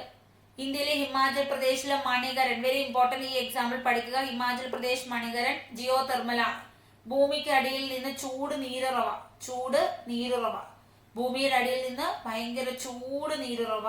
ഇതിനെയാണ് ജിയോ തെർമൽ എനർജി എന്ന് പറയുന്നത്. ടൈഡൽ എനർജി എങ്ങനെയായിരിക്കും? കടലില് വേലിയേറ്റ എനർജിയാണ് അല്ലെ? കടലിൽ എപ്പോഴും തിരമാല അങ്ങോട്ടും ഇങ്ങോട്ടും സഞ്ചരിക്കുന്നു, അവിടെ നിന്ന് ഉണ്ടാക്കുന്നതാണ് ടൈഡൽ എനർജി. ബയോഗ്യാസ് എന്ന് വെച്ചാൽ ഇതൊക്കെ നമുക്ക് പുനർനിർമ്മിക്കാൻ സാധിക്കുന്നവയാണ്. ബയോഗ്യാസ്, നമ്മള് കുറെ വേസ്റ്റുകൾ, വീട്ടിലെ പച്ചക്കറി വേസ്റ്റ്, ജന്തുക്കൾ ചത്ത വേസ്റ്റ്, ചാണകം, അടുക്കള മാലിന്യം, ഇതെല്ലാം കൂടി ഇട്ട് ഉണ്ടാക്കുന്നതാണ് ബയോഗ്യാസ്. അപ്പോ അവിടുന്ന് പൈസ എന്ത് ചെയ്യുന്നു? ബയോഗ്യാസ് ഇവിടുന്ന് നമുക്ക് എനർജി ഉണ്ടാക്കി ലാഭിക്കാം, പൈസ ഉണ്ടാക്കാം. ചില വീടുകളിലൊക്കെ ബയോഗ്യാസിൽ നിന്ന് ഈ വേസ്റ്റ് മാലിന്യങ്ങൾ, ഒരു പച്ച കളറിലെ ടാങ്ക് ഒക്കെ നിങ്ങൾക്ക് കാണാൻ പറ്റും. അവിടെ നിന്ന് നിങ്ങൾ അടുക്കളയിലെ ഗ്യാസ് ഉപയോഗിക്കും. ആരുടെയെങ്കിലും വീട്ടിലുണ്ടോ അങ്ങനെ? ബയോഗ്യാസ് പ്ലാന്റ് ഉപയോഗിക്കുന്നുണ്ടോ? വീട്ടില് പച്ച കളറിലെ ടാങ്ക് ഒക്കെ ഉണ്ടോ? വേസ്റ്റിൽ നിന്നുള്ള വൈദ്യുതിയാണ് അവർ ഉൽപ്പാദിപ്പിക്കുന്നത്. ഉണ്ടോ? അപ്പൊ നമുക്ക് പ്രകൃതിദത്തമായിട്ടുള്ളതുണ്ട്, പിന്നെന്തുണ്ട്? മനുഷ്യ നിർമ്മിതമുണ്ട്. പെട്ടെന്ന് തീർന്നു പോകുന്നതുണ്ട്, തീർന്നു പോകാത്തതുണ്ട്. ഓക്കെ ആണോ? അപ്പോ നമ്മൾ എപ്പോഴും ഉപയോഗിക്കുന്നതാണ് വിറക്, കൽക്കരി, പെട്രോളൊക്കെ. പെട്രോള് ഭയങ്കരമായിട്ട് നമ്മൾ ഏറ്റവും കൂടുതൽ ഇറക്കുമതി ചെയ്യുന്നത് എവിടെ നിന്നൊക്കെയാണ്? ഇറാനിൽ നിന്ന്, ഇറാഖിൽ നിന്നും, സൗദി അറേബ്യയിൽ നിന്നും, ഖത്തറിൽ നിന്നും ഒക്കെയാണ് അല്ലെ? അപ്പോ നമ്മുടെ പെട്ടെന്ന് തീർന്നു പോകുന്നതിന് എക്സാമ്പിൾ ഏതൊക്കെയാണെന്ന് നിങ്ങൾ പഠിച്ചു വെക്കണം. പെട്ടെന്ന് അങ്ങ് തീർന്നു പോകും, ഉപയോഗിക്കുമ്പോൾ തീർന്നു പോകും. പുനരുപയോഗിക്കാൻ നമുക്ക് പറ്റില്ല, ഇത് നമുക്ക് പുനരുപയോഗിക്കാൻ പറ്റത്തില്ല, പെട്ടെന്ന് അങ്ങ് തീർന്നു പോകും. ഇതാണെങ്കിൽ പരിസ്ഥിതിയെ ഭയങ്കരമായിട്ട് മലിനീകരിക്കും, പെട്ടെന്ന് തീർന്നു പോകും, പുനരുപയോഗിക്കാൻ പറ്റില്ല. ഇത് നമ്മൾ കുറച്ച് ഉപയോഗിച്ച് നമ്മുടെ അടുത്ത തലമുറയ്ക്ക് കൈമാറണം. എക്സാമ്പിൾ ആണ് പെട്രോള്, മണ്ണെണ്ണ, പ്രകൃതിവാതകം, ഇതൊക്കെയാണ് എക്സാമ്പിൾ. ഇനി നമുക്ക് തീർന്നു പോകില്ല എന്നിവിടെ ഉണ്ട്. പുനരുപയോഗിക്കാൻ സാധിക്കും. ഇനിയോ, ഇത് നോൺ കൺവെൻഷണൽ എന്നാണ് പറയുന്നത്, നോൺ റിന്യൂവബിൾ ആണ് ഇംഗ്ലീഷിൽ പറയുമ്പോൾ. ഇതിന് എക്സാമ്പിൾ ആണ് സൂര്യനിൽ നിന്നുള്ള റിന്യൂവബിൾ. ഇതിനകത്ത് എല്ലാവരും ശ്രദ്ധിക്കണം, നമുക്ക് പുനരുപയോഗിക്കാൻ പറ്റുന്നത് റിന്യൂവബിൾ ആണ്, പുനരുപയോഗിക്കാൻ പറ്റാത്തത് എന്താണ്? നോൺ റിന്യൂവബിൾ ആണ്. ഇവിടെ പുനരുപയോഗിക്കാൻ പറ്റും, അപ്പൊ റിന്യൂവബിൾ. ഇവിടെ നമുക്ക് പുനരുപയോഗിക്കാൻ പറ്റില്ല, നോൺ റിന്യൂവബിൾ. റിന്യൂ ചെയ്യാൻ പറ്റില്ല, അപ്പൊ റിന്യൂ ചെയ്യാം, പുനരുപയോഗിക്കാൻ പറ്റും. തീർന്നു പോവോ? ഇല്ല, തീർന്നു പോത്തില്ല. എക്സാമ്പിൾ സൗരോർജം, കാറ്റിൽ നിന്നുള്ള എനർജി, തിരമാല, വെള്ളം, ഇതൊക്കെയാണ്. ഇത്രയും പിടികിട്ടിയോ? പ്രകൃതിവാതകം എന്താണ് എക്സാമ്പിൾ? എന്തിന് എക്സാമ്പിൾ ആണ്? മലിനീകരണം ഉണ്ടാക്കുന്നു, പെട്ടെന്ന് തീർന്നു പോകുന്നു. ഇതോ പുനരുപയോഗിക്കാൻ പറ്റില്ല. ഇത് പെട്രോളിയം പ്രോഡക്റ്റ് ആണ്. ക്ലിയർ ആണ്? ഇത്രയും മനസ്സിലായ? നമ്മള് മഴവെള്ളം അല്ലെങ്കിൽ നദികളിൽ വെള്ളം കെട്ടി നിർത്തുന്നു, ഡാം, എന്നിട്ട് ടർബൈൻ കറക്കി വൈദ്യുതി ഉണ്ടാക്കുന്നു. ഇതാണ് hydro power, thermal power, hydro power എന്നൊക്കെ പറയുന്നത്. വെള്ളത്തിൽ നിന്നുള്ള എനർജി നമ്മുടെ വീട്ടിലൊക്കെ ഉപയോഗിക്കുന്ന, കേരളത്തിൽ കൂടുതലുള്ളത് ജലത്തിൽ നിന്നുള്ള പവറാണ്. പാരമ്പര്യ ഊർജ്ജ സ്രോതസ്സുണ്ട്, പാരമ്പര്യേതരമുണ്ട്. അപ്പോ നമുക്ക് ഇവിടെ എഴുതി വെച്ചിട്ടുണ്ട്, ശ്രദ്ധിക്കുക. പുനരുപയോഗിക്കാൻ സാധിക്കുന്നത് സൗരോർജം, കാറ്റ്, വേലിയേറ്റം തുടങ്ങിയവയാണ്. എന്നാൽ പെട്ടെന്ന് തീർന്നു പോകും, പുനരുപയോഗിക്കാൻ പറ്റില്ല. അങ്ങനെയുള്ളവയാണ് നമ്മുടെ ഫോസിൽ ഇന്ധനം, പെട്രോൾ, കൽക്കരി, അതുപോലെ പ്രകൃതിവാതകം. ഇപ്പൊ എല്ലാവർക്കും പിടികിട്ടിയോ? ആണവോർജം എന്താണ്? ന്യൂക്ലിയർ റിയാക്ടറിൽ നിന്ന് കിട്ടുന്നതാണ്. യുറേനിയം, തോറിയം, ഇങ്ങനത്തെ റേഡിയോ ആക്റ്റീവ് മൂലകങ്ങളിൽ നിന്നുള്ള എനർജിയാണ്. ഇനി ഡൗട്ട് ഉണ്ടോ? ജിയോ തെർമൽ എനർജി നമ്മൾ പറഞ്ഞില്ലേ, ഹിമാചൽ പ്രദേശ്, മണികരൻ, ഭൂമിയുടെ അടിയിലുള്ള നീരുറവ, ചൂട് നീരുറവ. സാധാരണ വെള്ളം നല്ല തണുപ്പാ, ഇത് കൊടും ചൂടാ, ഇങ്ങനെ ബാഷ്പീകരിക്കും നമുക്ക് കാണാം. അമേരിക്കയിലെ യെല്ലോ സ്റ്റോണിലും ഉണ്ട് ഇത്. ഇത്ര എല്ലാവർക്കും പിടികിട്ടിയവരെല്ലാരും ഒന്ന് ലൈക്ക് ചെയ്തേ. പിടികിട്ടിയ എല്ലാരും ഒന്ന് ലൈക്ക് ചെയ്തേ. നമ്മൾ ഒത്തിരി കാര്യങ്ങൾ പഠിച്ചു. ഭൂമിയെ കുറിച്ച്, മണ്ണിനെ കുറിച്ച്, വെള്ളത്തെ കുറിച്ച് പഠിച്ചു, മിനറൽസിനെ കുറിച്ച് പഠിച്ചു, അലോഹ മിനറൽസ്, ലോഹ മിനറൽസ്, പിന്നെ എങ്ങനെയാണ് ഖനനം ചെയ്യുന്നത്, ഡ്രില്ലിങ്ങിനെ കുറിച്ച്, ക്വാറിങ്ങിനെ കുറിച്ച് ഒക്കെ പഠിച്ചു. പിന്നീട് നമ്മൾ എനർജീസിലേക്ക് വന്നു, ഊർജങ്ങൾ, എനർജി. അപ്പോ പുനരുപയോഗിക്കാൻ സാധിക്കുന്നത്, പുനരുപയോഗിക്കാൻ സാധിക്കാത്തത്, അത് വ്യക്തമായി അറിഞ്ഞിരിക്കണം. റിന്യൂവബിൾ, നോൺ റിന്യൂവബിൾ, അത് എക്സാമിന് ഉറപ്പാണ്. എക്സാമ്പിൾ ഉറപ്പാണ്. റിന്യൂ ചെയ്യുന്നത്, നോൺ റിന്യൂവബിൾ. അപ്പൊ ഇത്രയും പറഞ്ഞുകൊണ്ട് നിർത്തുകയാണ്. Thank you so much. Next class നമുക്ക് വീണ്ടും കാണാം. എല്ലാവർക്കും മനസ്സിലായി എന്നറിഞ്ഞതിൽ സന്തോഷം. പേരറിയാവോ? എന്റെ പേരെല്ലാവരും ഒന്ന് കമന്റ് ചെയ്തേ. Okay, by.